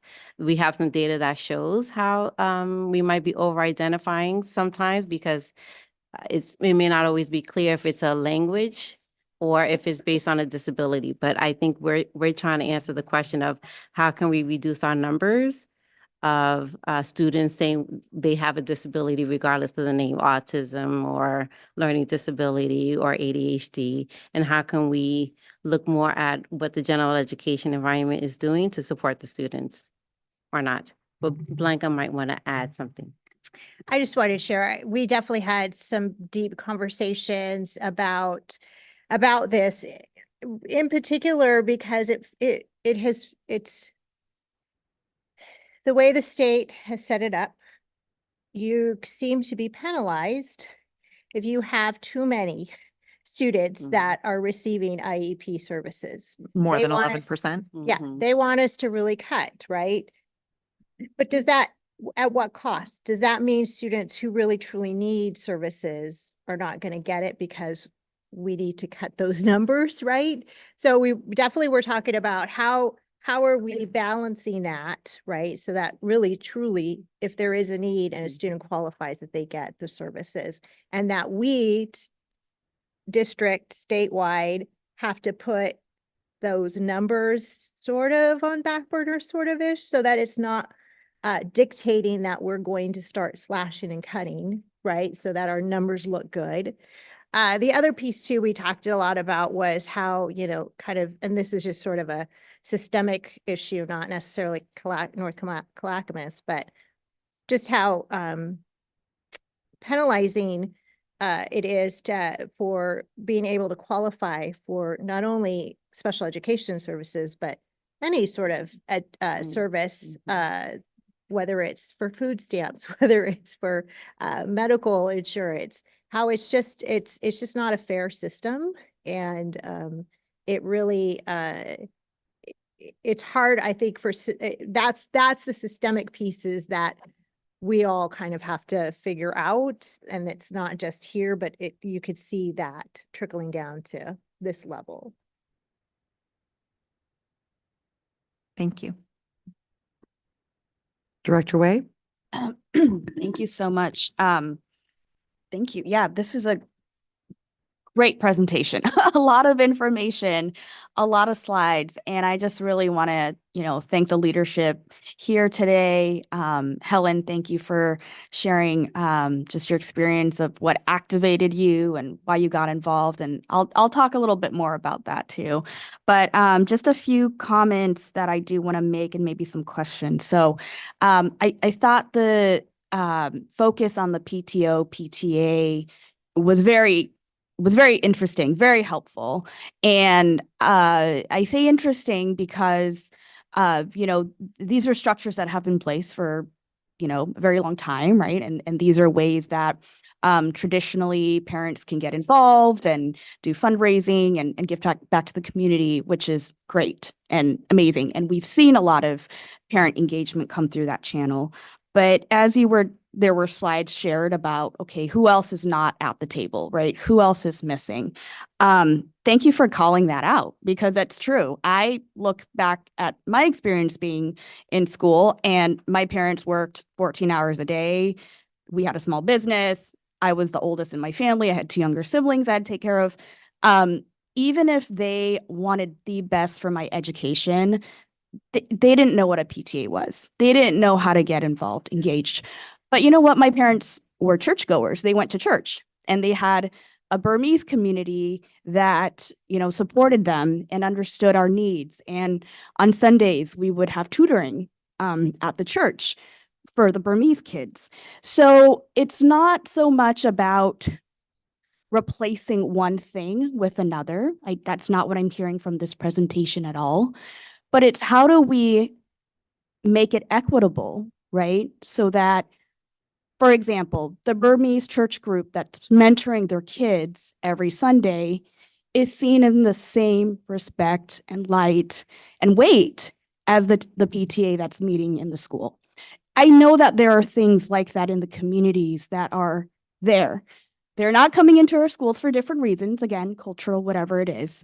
But I think we need to continue to open our eyes of there's immigrant parents who badly wants to see their child succeed in school, like any other parent. There's a refugee family that badly wants to see their kid, make top grades. But again, due to language, culture, whatever it is, they're not able to get themselves in the door, right? So I just want to make a comment on that because I think it's important to share that perspective and continuing getting, again, who are those church leaders? Who are those, folks from our mosques, for example? I'm, just using church as my example, but there's so many cultural community leaders that are out there in Happy Valley, in Clackamas, who are just doing amazing work. So I would just encourage to help continue this work again with including those voices.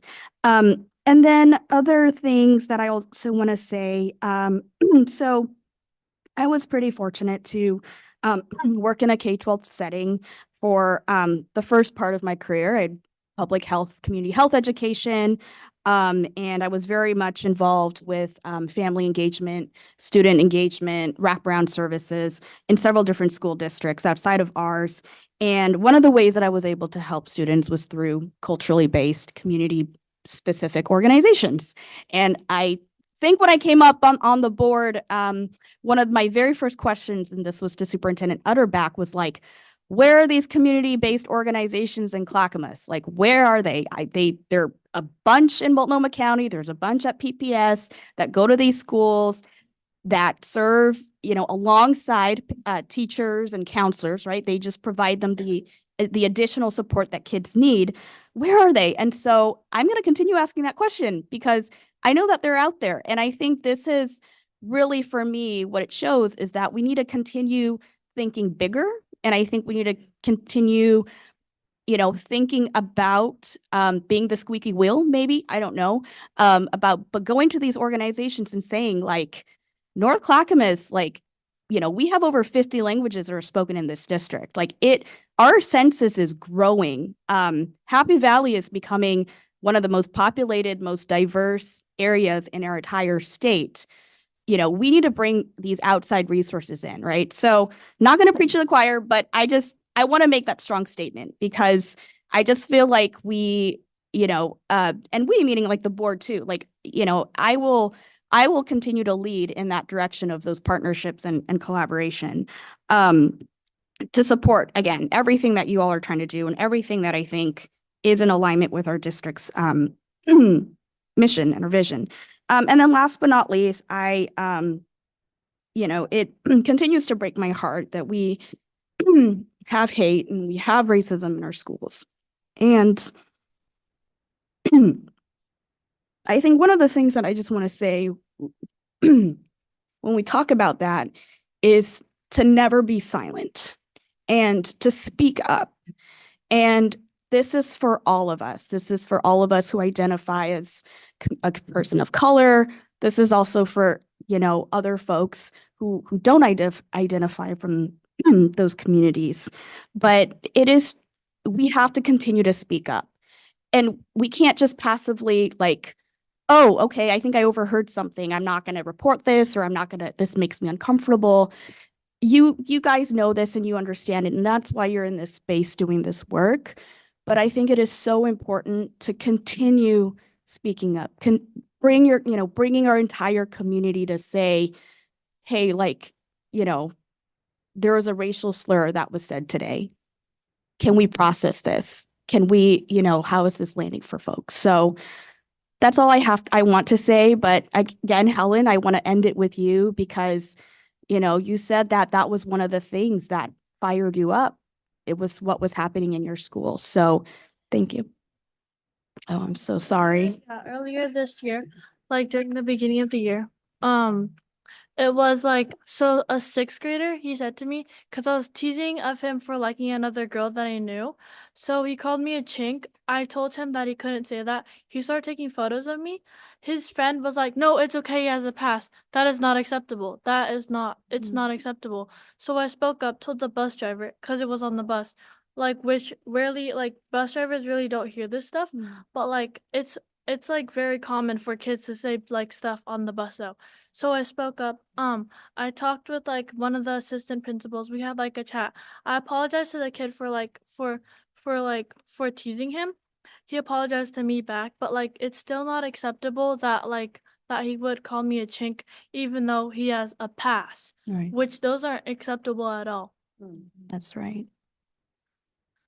I'm so sorry that you had to experience that. You should have never gone through anything like that. And I'm glad that you went to an adult and you talked about that experience.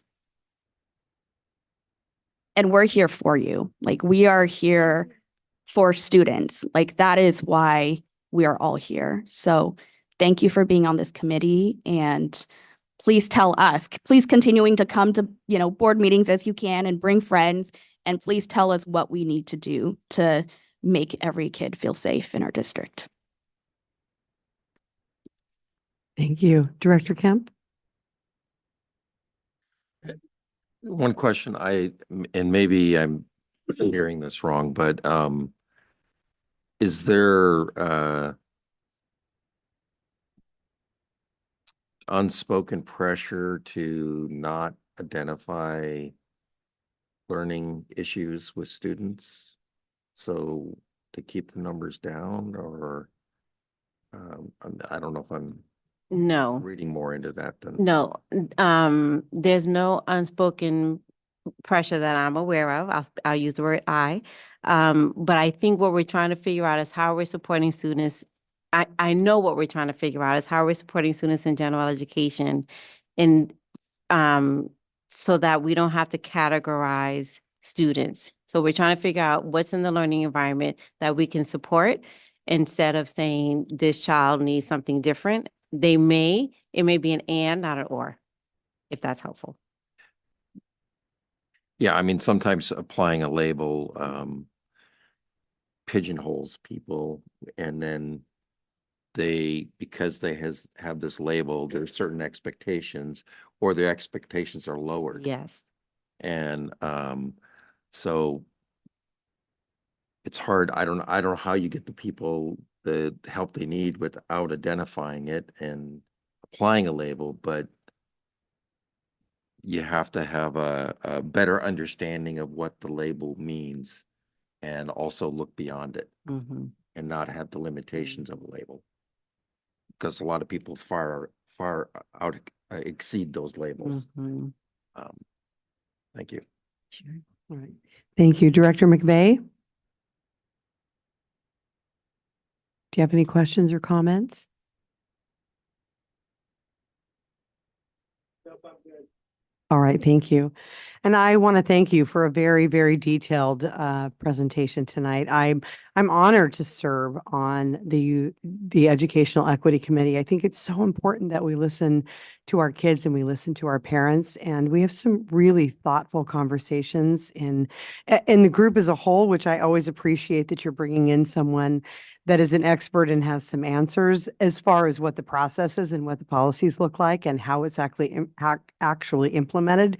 But I think one of the greatest things we can do is just listen to our students and listen to them share their stories and have them tell us about the successes that they're seeing and also the obstacles that they're seeing. And I think it's so important. So you're very brave for being here tonight, Helen, and we appreciate your time. We appreciate all of your time, but we especially appreciate students that are willing to come to the board and share their experiences. And I want to echo Director Way's comments. We are here to listen, and we are here to hear what your experiences are like in your school buildings. And we want to know, and we appreciate that you are willing to come to the board and share your experiences. And thank you to all of you.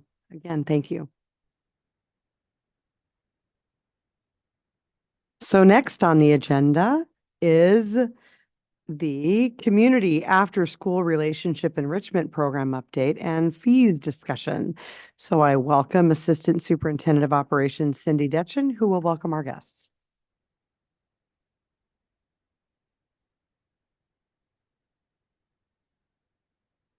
Good evening and thank you. It is my pleasure to introduce to you our Director of Community Services, Natalie Whistler. Natalie's going to walk you through a pretty fun update, I think, on our CARE program. I know that's a topic that's of interest to several, if not all of our board members, as it's an important service that we provide for our families in the community. There's some really exciting updates to our program, and we are asking for a fee increase for the next school year. We're going to give you some data and some justification behind that, but I will let Natalie walk you through that. No action tonight. We're just doing the presentation and answering any questions that you might have. Good evening. There we go. Good evening, directors. It's my pleasure to be here tonight to discuss our CARE program. Yeah. There we go. All right. So CARE stands for Community After School Relationship Enrichment. And I like to say that when school is out, CARE is in. We start our morning at 6 a.m. with our before school program, and we offer after school programs until 6 p.m. on every school day.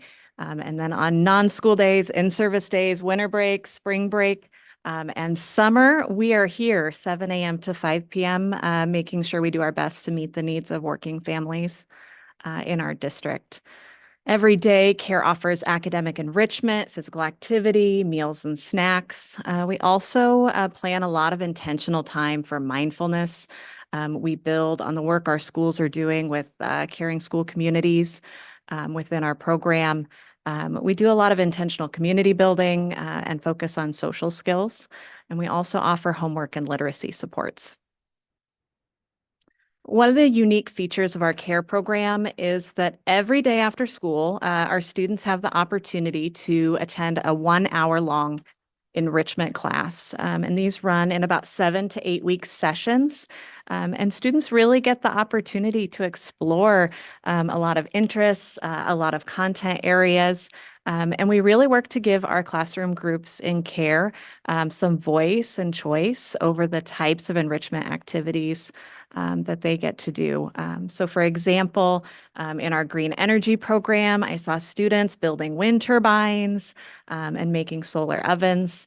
And then I hear that this year, by and far, a student favorite was our Carathon Running Club. So students tracked the miles that they ran in running club, trying to meet that 26-mile marker. And they got to earn some little bracelets along the way.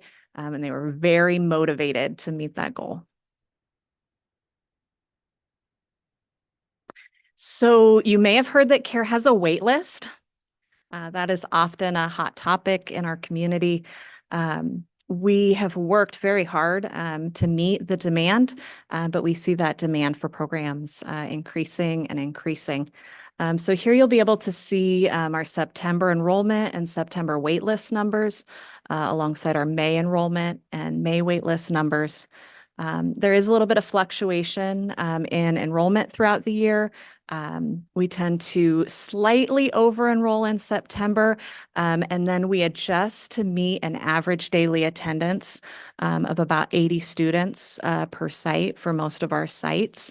So you'll see a little bit of fluctuation there as we calibrate that throughout the year. And then I checked these numbers today, and we already have a few additional students enrolled from what you see here for May. So we never stop filling students into the program. You'll also see here that our Scouters Mountain program that serves Scouters, Vern Duncan, and Beatrice Morrow Kennedy has a pretty significant wait list, starting with 60 students in September. And by the end of the year, that wait list had actually grown to 89. And then Ardenwald isn't far behind. Right. Here you can see that over the last 6 years, We've worked to grow pretty rapidly to try to meet that demand.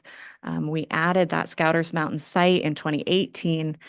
Coming back from the pandemic, added another site at Spring Mountain, followed back to back with the new site at Linwood Sojourner. This year, we did not add a new site. Our staffing vacancies did not put us in a position to add another program. But that said, we still expanded at Sunnyside and Spring Mountain, adding additional classrooms. And then next year, with staffing in a much better place, we're very excited to add a site at Vern Duncan Elementary.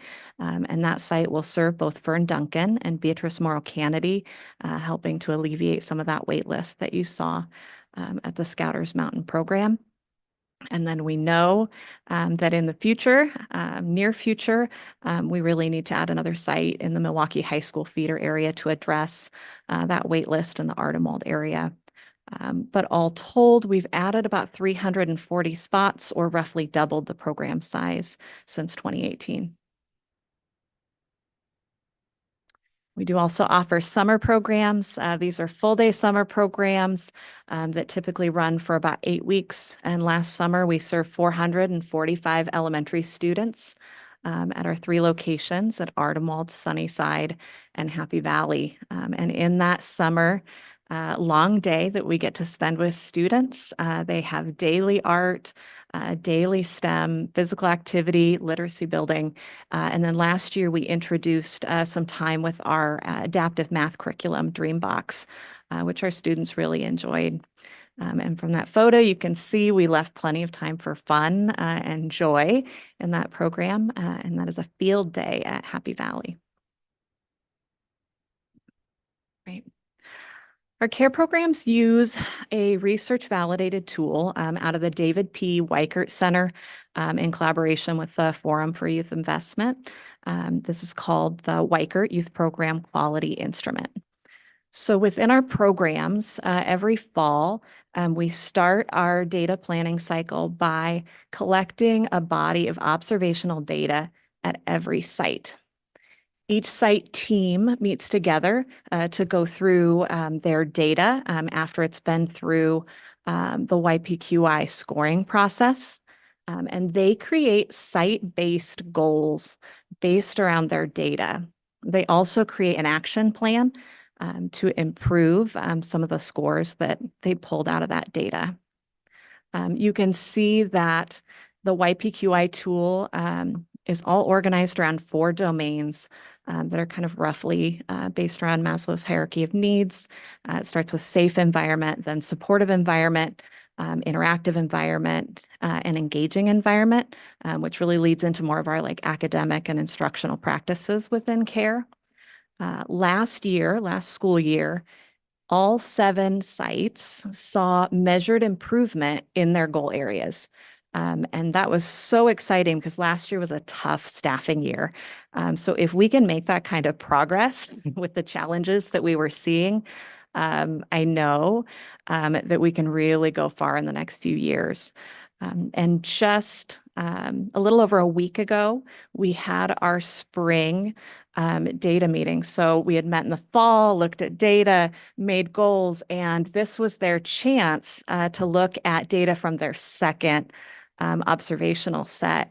And there you can see some of the scores from that data set. Within this tool, a 5 means that staff members showed complete consistency for that practice. So a 5 is kind of a 100%. So to see some scores, aggregated scores from a whole domain in the forest is really exciting. But I think what I was most excited to hear was the quality of conversation that our site teams were having about their own data, about their practices, what they had tried, how it worked, how excited they were to really own that growth.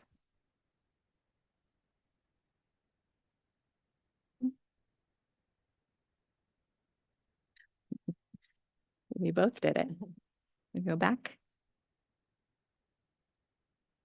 There we go. There we go. All right.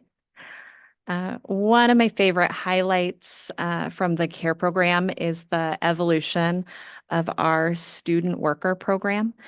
This started in summer of 2021. We had a little bit of funding from the state for summer programs, and we decided that we could meet a few different goals at once by taking some of our high school students that were engaged in our Sabin-Schellenberg Child Development Program and placing them in paid work positions in our elementary summer programs, being able to offer those students high school credit and then also payment for their employment, and then also have the ability to really reap some real benefits for our elementary students as well. So since 2021, I actually have 4 former students that are currently employed with us in permanent staff positions.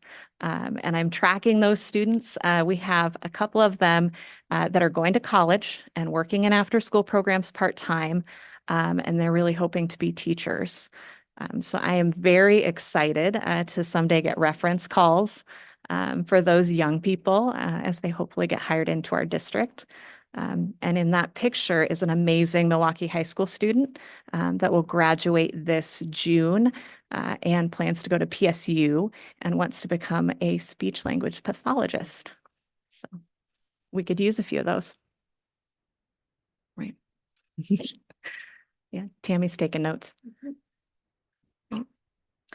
All right.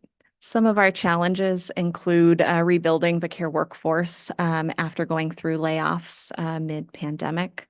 Hiring and retaining part-time classified staff continues to be a challenge, although we have made immense growth in this area. We started out the year with 7 care professional vacancies and 1 site coordinator vacancy. Those are all filled as of today. But it continues to be a challenge to find substitutes as folks are out on absences. And then as we add a new site, we'll have new staff positions to fill. Statewide, we see a lack of private school-age care providers, and Clackamas County was already identified as a child care desert pre-pandemic. So we're still seeing new closures. We're also seeing an increasing need for scholarship funds for students. Okay. So it's important to note that the CARE program at this stage is entirely funded by student fees. We do not have any other major funding sources. This year, the CARE program expects to break even financially or squeak even financially. But looking to next year, we're projected to increase our staffing costs by about 10%. I mentioned scholarships. This year, we provided scholarships to 53 students, and that totaled about $152,000. And that was a 36% increase from last school year. We did have to take a temporary pause on accepting new scholarship applicants by about January of this year. And so I am hoping to maintain a flow of being able to accept new scholarship applicants for next school year. However, without a fee increase, we would potentially need to cut that scholarship program and could still operate with a loss.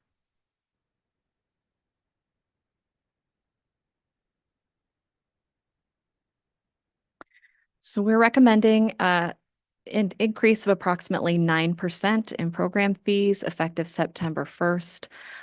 We are not recommending any increase to incidental fees, registration fees, and we plan to keep the family and sibling discount in place at 10%. Our last fee increase was May of 2022. We did complete a market comparison study this spring, and that shows that other comparable programs have increased by an average of about 9%. And we did see that one of the programs that we surveyed in our last market study had actually closed, is no longer serving school-age children, but will still serve 0 to 5. And that's a trend that we're seeing as childcare providers struggle to stay financially viable. School-age programs are hard to maintain. Care would still be priced well below most comparable options. And on the bottom, you can see our proposed fee increases for the after-school program. We would potentially go from 330 to 360. Nope. All right. And I'm open to questions. Thank you. Thank you so much. Do we have questions? Any director have a question? Director Kim? I was just looking back at the slide on the enrollment and wait lists, and I was wondering, it looks like on some of these, the September enrollment was higher than the May enrollment, and yet the wait list got longer. Is that because of losing staff that use? Because it doesn't say how many positions or students you can take on at each location. Yeah. And I assume it's staff changes is why some of those that had capacity in September don't have it in May. So with those student spots, we're really aiming for our average daily attendance to equal out to a certain number.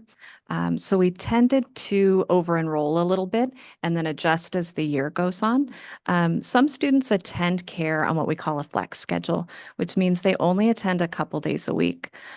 This year we saw an interesting pattern. We had a lot less students than we anticipated attending on a flex schedule. Students were coming every day.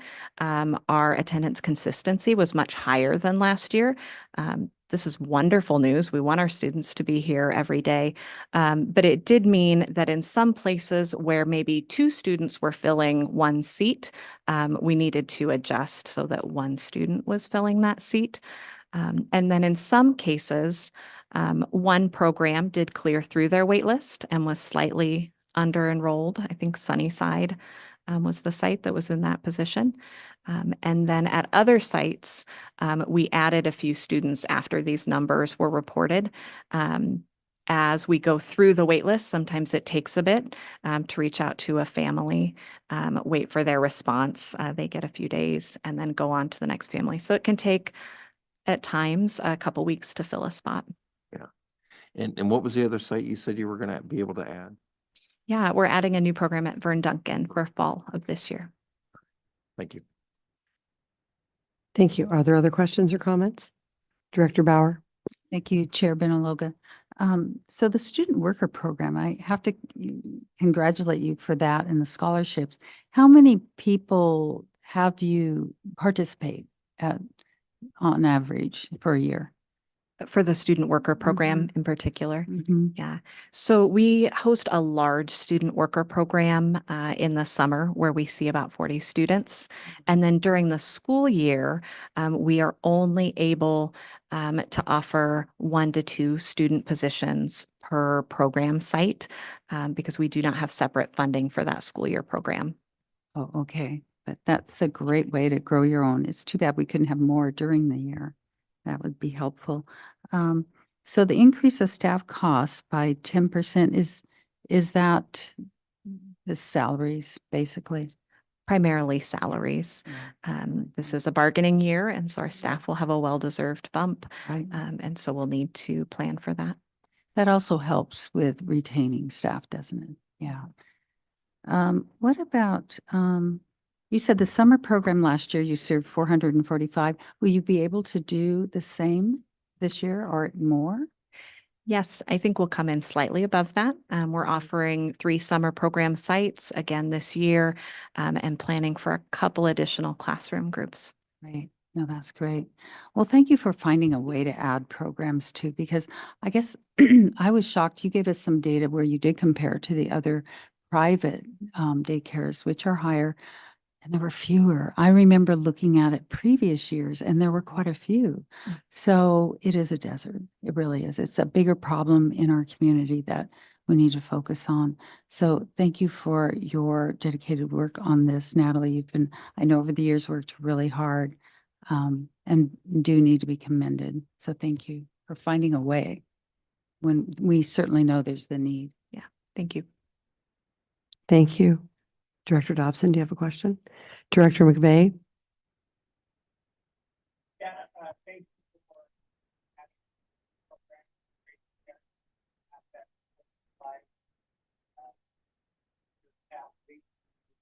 can. Remind me again, the full-time, parent, request get priority over. Yeah. So there's no priority for full-time versus part-time. They also pay the same monthly fee. So we have one flat fee for the program. And So there is no prioritization for families full-time versus someone who needs a Tuesday only. not at this time. That's something we're looking into, or we back on that. Yeah. I think to do that, we would have to set a participation threshold for the program because families are entering into a spot in the program that their student is currently welcome to attend every day. It is tough. Sometimes we do see students that start with the intention of attending a few days a week and their need changes and they increase. Or sometimes we have students that realize they're missing out on program opportunities and increase their attendance and participation. So it isn't something we've looked at deeply, but it is something we could dig into further. Yeah, maybe we could get more. I know other daycares.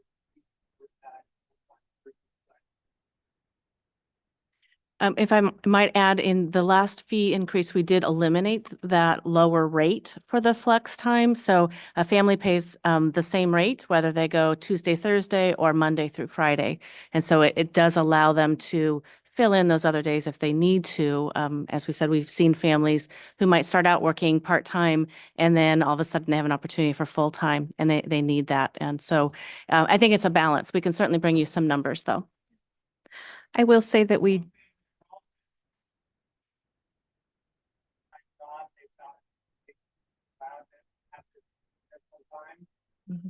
yes.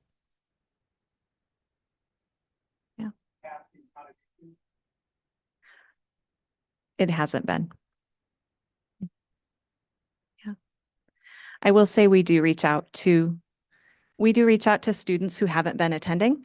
Occasionally we'll have a family enrolled in a spot and we see that it isn't being utilized. And so we'll reach out to the family to let them know that our intention is that students are participating and using those spots.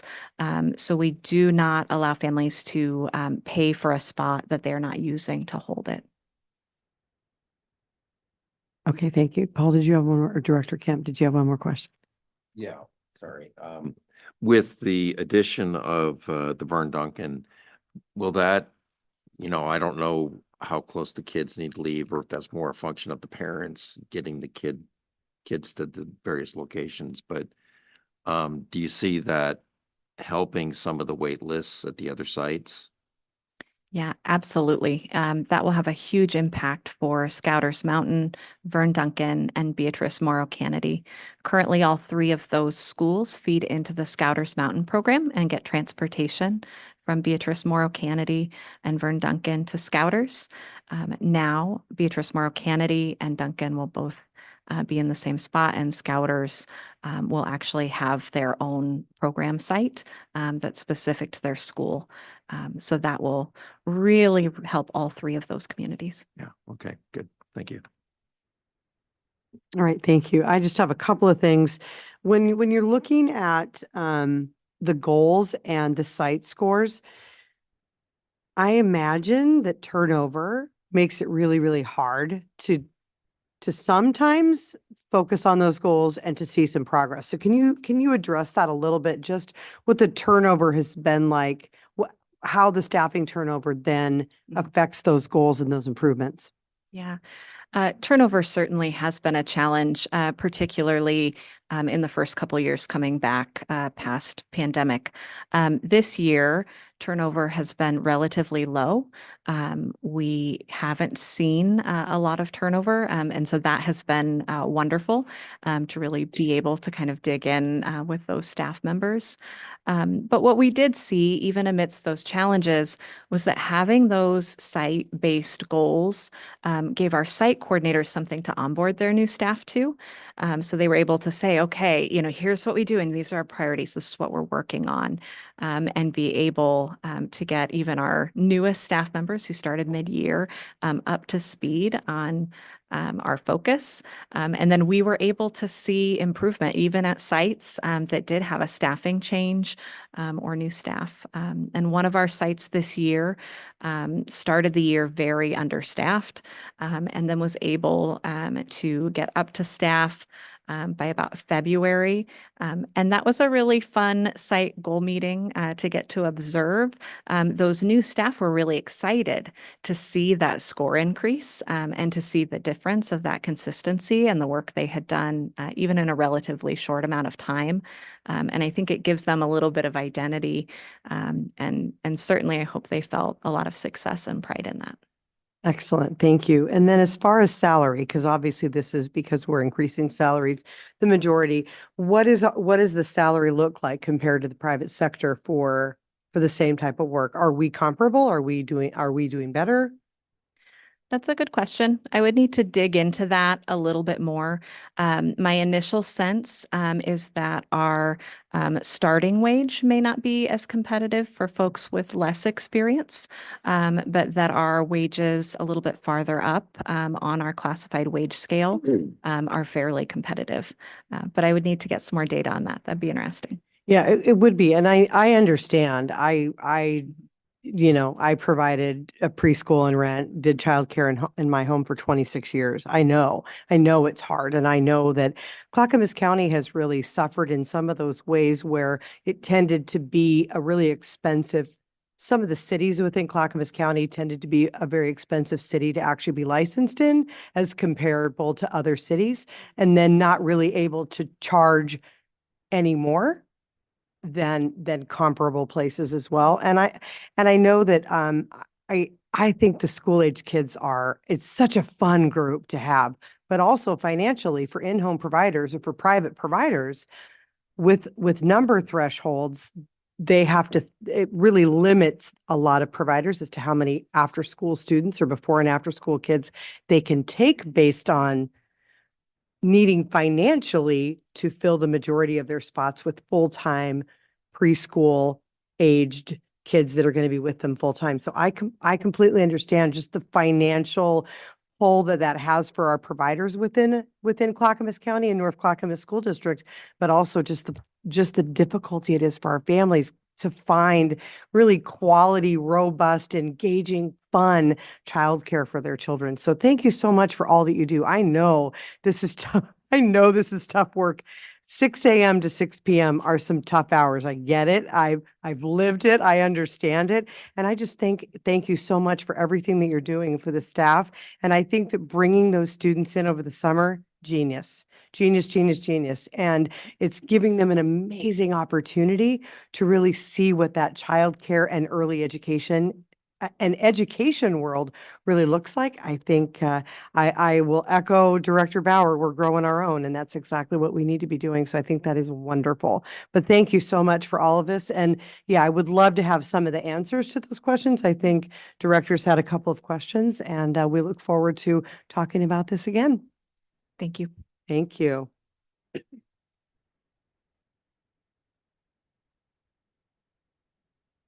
All right, and you can just stay right there because we have next on the agenda is the long-range facility plan for capital improvements discussion. I welcome again Assistant Superintendent of Operations, Cindy Deschen. Thank you. This evening, this is just a discussion item because I want to make sure you have time to thoroughly read through the documents. You do have an electronic link to our long-range facility plan in your board documents. However, we also have a hard copy for you to take home that you can make notes in and take home and at your leisure over a cup of coffee or other beverage and take a look through it. This is about a year in the making to complete the long-range facility plan. We do this for a couple of purposes. One, it was to help close out our 2016 capital construction bond as we went through every school and every facility in our school district, and we had allocated certain amount of money to each one of those projects to complete the commitments to our community. So when they voted in 2016 in November, we had a list of commitments that we said, this is what we will complete with your taxpayer money. So we finished all of those commitments a year ago, and we started working on this long-range facility plan, because with that, inevitably comes a long list from either principals or facility folks or community members or students of, and next time, could you also add this? So all of those things go on a list. And then there's that phrase about unfunded maintenance or deferred maintenance, the things that continue to happen in our schools. And that's where roofs start leaking. It's where HVAC systems start failing. It's where pipes start breaking, and some of those things that need to be replaced, we do in the immediate emergency need, but there are longer term things that we need to take a look at when we're talking about our mechanical, our engineering, and our plumbing. So we had a third-party company come out and review all of that. We call it MEP, Mechanical, Engineering, Plumbing. They looked at every system in every single building. That documentation is all included in here. We went through a process, used a lot of the work of our community engagement through our strategic planning to see what do we want for education in our future. The buildings are not separate from the education that we provide. We want warm, conducive learning environments. And so we constantly keep that top of mind. So principals had a lot of input in this as well in terms of what they need in our school. While we finish that process, it will also inform our next capital construction bond that we're hoping to go out for in a couple of years. But what we need is actually the board to approve the plan. It's required by a couple of different statutes in Oregon. One, it allows us to apply for some of those matching grants, and some of those they call them the Technical Assistance Program grants. We tapped into one, it's called TAP, by the way. We tapped into one recently to do an asbestos assessment in our facilities to see if there's anything else we need to do with that. So the state provides grants. We have to have an approved long-range facility plan to apply for those grants. And having this approved by a board also allows us to work with our local jurisdictions, and in North Clackamas School District, that's the City of Happy Valley, the City of Milwaukee, and Clackamas County, to implement the construction excise tax. So anytime anybody wants to build a certain amount of square footage and they don't qualify for any kind of a waiver, there's a little bit of extra tax applied to that. This was implemented several years ago to take care of, or at least support, certainly doesn't take care of it, but it does support a little bit in terms of those big booming enrollment growths that are happening. So when a large developer goes in and builds 400 houses, they pay that tax and we get that money back based through the local jurisdiction. So those are the reasons why we need your formal approval, but we certainly appreciate your review, your feedback, your comments, and your questions on a less formal review as well. So tonight's just a discussion, and certainly we'll bring it back to you in the near future. All right, thank you. So this is informational and for discussion. Obviously, we've been handed a few hundred pages of of work that's probably a lot of it above my head, but I will absolutely be reading it and be trying to figure it out. So do we have any just overview questions, general questions, and then we'll all be taking this home to review. Do you have any questions? Yeah. Eventually, I'm sure we will all have lots of questions. Do you have, and then, all right, Director Bauer. Thank you, Chair Benaloga. Yeah, this was a lot. I didn't get through all of it. I was really interested in the flow analytics and the curves that went up, and then up, down, and then down on the end. There were a couple, and I just thought, what's happening? And they went out to what, 2031, 2035. I didn't get a chance to get through all of that. But do you have any? I mean, there were a couple we know where the growth is, but the shape of some of them, I just couldn't understand. But I haven't read all the full analytics. Do you have anything to just a summary for me?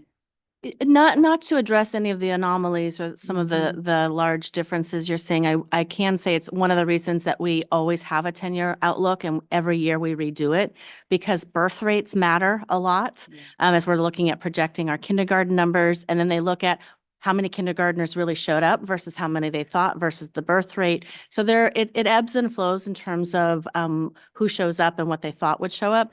but they spend a lot of time with the city planners and the county planners, and they know all those big developments that are happening. So, a few years ago when they sold the Pleasant Valley Golf Course, we knew 172nd was just going to boom, and that's exactly what we're seeing, as indicated by our need for more care programs in that corridor.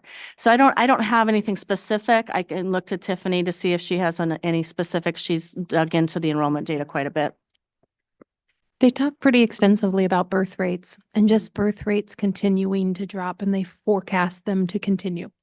But you see some dip there, and then some recovery, and then a dip again. Yeah, it was just strange. And then you were able to break it down into the growth, and I could see, a summary of that amount a bond or just the cost of that. And then there was roofing, which was 27 million in itself. And was that was that covering 10 years or? No, it's the most immediate needs. And so there's another document that actually supports this behind the scenes. It's another couple hundred pages, and it's spreadsheets and spreadsheets and spreadsheets. And so then they took those and they categorized, like, if you wanted to stoplight them, what's red, what's orange, what's green, addressing the red immediately, and then the orange of what's going to be coming up. So that it would inform some of those bond numbers. I think you sent us 2 documents electronically. So I think is that the other one you're talking about? No, the other one was the accessibility study. Okay. Yeah. Okay. Well, then my question was, there's a lot of other maintenance. So roughly, how much is that compared to the growth? Is it 50-50?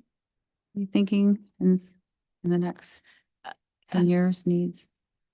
I'm not sure I understand your question fully. Well, you were able to give us a cost of like a new elementary, a new middle school, classrooms added, and then roofing, and then there were all these other needs. And so in the next 5 years, I'll say just 5 years, how much is that about equal to those other needs, all the maintenance?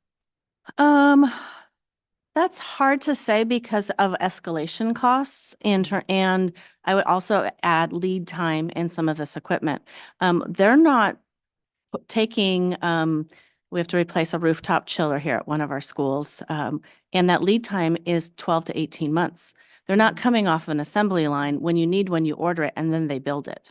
And so it's hard to know how much those escalation costs are going to go up. And a lot of these numbers don't include that escalation. So it's kind of that unknown number. But certainly maintenance, our budget for just yearly maintenance for repairs and equipment, not the staff, is $2 million. And we far exceed that need currently. Okay. Yeah, I just saw lots of needs and costs for plumbing and, boilers and indoor repairs, all of that. So it was just hard to get an idea. So my last question is, and the one we've gotten a lot is, how much does it cost for air conditioning? The whole last number I was talking to him, he works for a company that does a lot of support for schools now and helps them find grants and do things. But he's a former mechanical engineer in that field, and he was working with another school district. He said their typical elementary school that they just did, this was actually in Washington, I believe, $3 million. $3 million for one Per school. And that's an elementary size school. Not a high school. Right. And if you can imagine, that's assuming that a school has duct work. We have schools much older than that might have individual univents or radiators in each classroom. So installing duct work to handle the new system is complex, to say the least. Thanks, Cindy. I appreciate it. Does anyone have any question? Director Kemp? Okay, Oh. sorry. Yeah, okay, all right, sorry. Nice your way. Thank you. I just have one question, and thank you for this. I will read this over a beverage, maybe, we'll see. But just very basic question. I apologize if I missed it, but is there information or just a breakdown on languages, race, ethnicity, there's entire, demographic data of inflow, outflow. I understand census data because I worked on the census last year or whatever year it was, 2020. Just curious if there's also that data that will be provided. Not from the same source, but we have that from each of our individual schools. And then we can certainly extrapolate that for feeder systems, just not the same source. Flow looks strictly at enrollment numbers to inform us for growth and size. I'm not sure if there's any other, but we certainly have that data from other sources. Okay, thank you. Director Kemp? Yeah, I was looking at in the last page of the very end, the executive summary. Said a lot of the lighting systems need to be upgraded to LED, and you can get some significant energy savings off of that. And maybe it's somewhere elsewhere in the report, like say for air conditioning. I don't know if there was any look at providing solar energy. The buildings have these huge flat roofs. They don't get a lot of blockage from vegetation, trees, and so on. And they seem like great opportunities for solar panels. Yep. Of course, you need to have a roof that's relatively new. But is there any ability to look at that as an option to offset some of the energy costs for new systems? Yeah, there is, and we have. And so solar, I don't know if anybody's done it in their home, it's an upfront expense or you're financing it and you don't really realize those returns for several years. However, during the 2016 bond, as part of our matching grants, we worked a lot with Energy Trust of Oregon on several components. Solar was one of them. And we, instead of putting a few panels on several different schools, we sourced them all to one location. And so you might not even notice, but the South Campus of Sabin-Schellenberg does have we put all of our solar money into one campus for actually a learning opportunity. If you go into the lobby there on that South Campus, there is a screen that you can view and look at, and you can see how much energy is being brought into the school. And we wanted to have that available for students to use and teachers to engage students with. So it's more of a learning opportunity. We thought, let's put it at our Career Technical Center. The location was pretty ideal. And that allows us for any kind of maintenance purposes to have it all in one place. So should future grants or other things become available, we're working through a possible grant right now through Energy Trust of Oregon. There's a Senate bill that allows some grant money for some matching grants for some of these other types of capital improvements that would bring in not solar in this case, but definitely energy efficiency and savings costs on our utility bills. So we're watching every one of those grants all of the time. Our facility staff is fantastic about looking for those opportunities. That's good. And in this next bond, and again, it might be in here and I didn't look at it. Are there any plans or are there goals to have certain leads classifications of new buildings? I could tell you what we did in the 2016 bond, and we'll be putting together an advisory committee to inform the next bond. You'll all be invited, and part of that, everything that we do for the next bond will be brought to you for future consideration. But what we did in the last one, because it's actually very expensive to get certified as a certain lead, that's a rating system for those that you don't know in terms of how energy efficient a building is. And so there's silver, there's gold. And so we worked with all of our architects to say, we're not going to apply for the certification because that's just money out the door for a certificate, but we are going to meet and work toward meeting, please make all of your standards meet the silver level.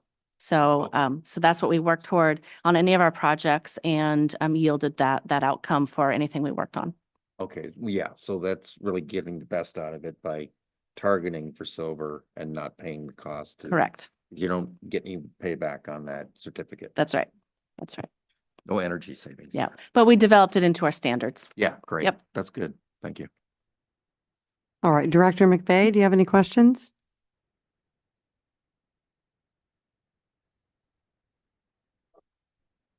All right. Thank you. Thank you so much. Thank you. And next on the agenda is math adoption grades K-12. I welcome Executive Director of Teaching, Learning, and Professional Development, Tammy O'Neill.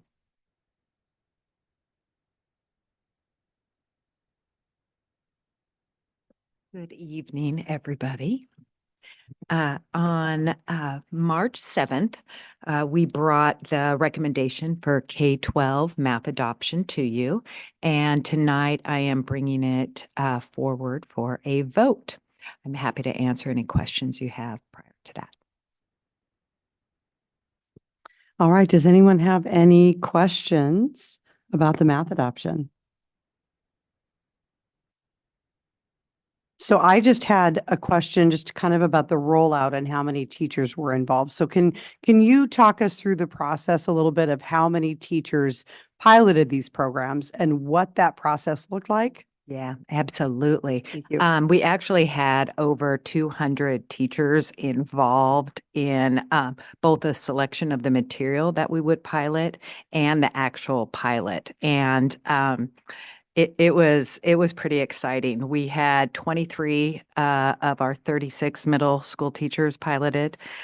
All 28 of our high school teachers piloted, and we had 4 elementary completely pilot. So that was 96 teachers. And in addition to that, once the pilot ended, the elementary is a little different circumstances because they're a little more structured in their day and what they use already. Their pilot was 5 months. So quite a long pilot, more, than the usual. But for secondary, actually, they never stopped the pilot. They just kept it rolling. So every single teacher that piloted in secondary have continued that piloted the materials we selected and brought to you, or bringing to you to approve. All of those teachers using Amplified Desmos actually continued using them. The ones that were piloting the other selected tool for piloting, as soon as they could, they switched over to Amplify Desmos. And actually, when we were sharing with all the math teachers that what we were their experiences, right, when we were making the selection, their experiences, and why we had selected Amplify Desmos to bring forward for a vote, we actually had 4 teachers who didn't pilot start using it.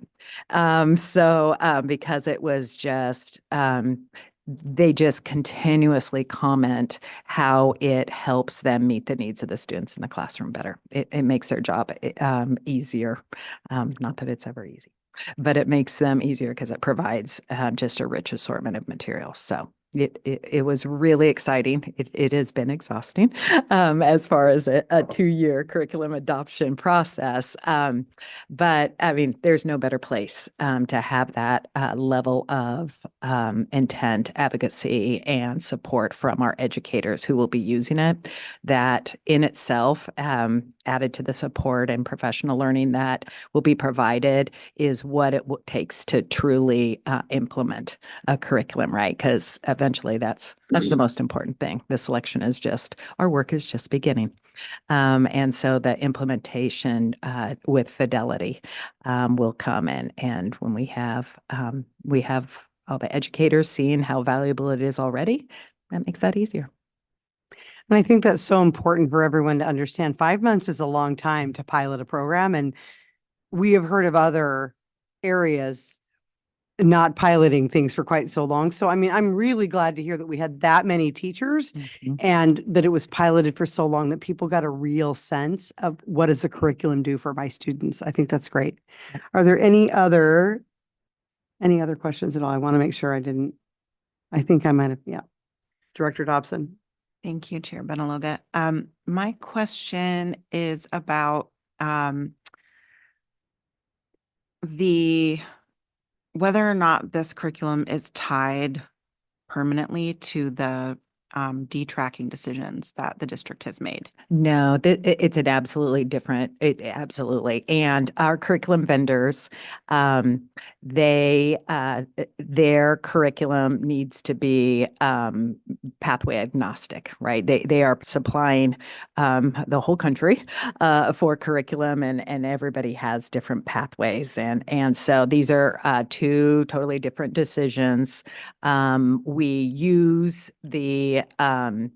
use a curriculum that, again, it's just the work is starting, right? So here's a curriculum. Here is our units that we have in each of our classes. And then, you pick the standards that in the order that the curriculum map set out. So it is not tied to any course in our district or any other district.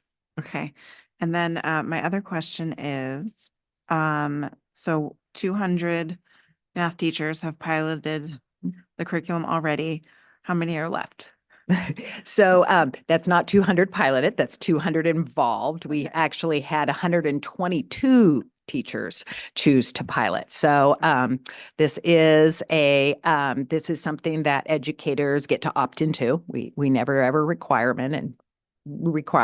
anybody because it is added work, right? To change courses within your planning and utilize something different. And so again, in the elementary schools, there were 4 elementary schools. So we have elementary schools who have not yet utilized the materials. And Diana and I and her team are preparing very diligently on rolling that out to each of the elementary schools. Our elementary courses, we're so blessed to have an elementary coach at each of our elementary schools, and that's going to make that work really powerful.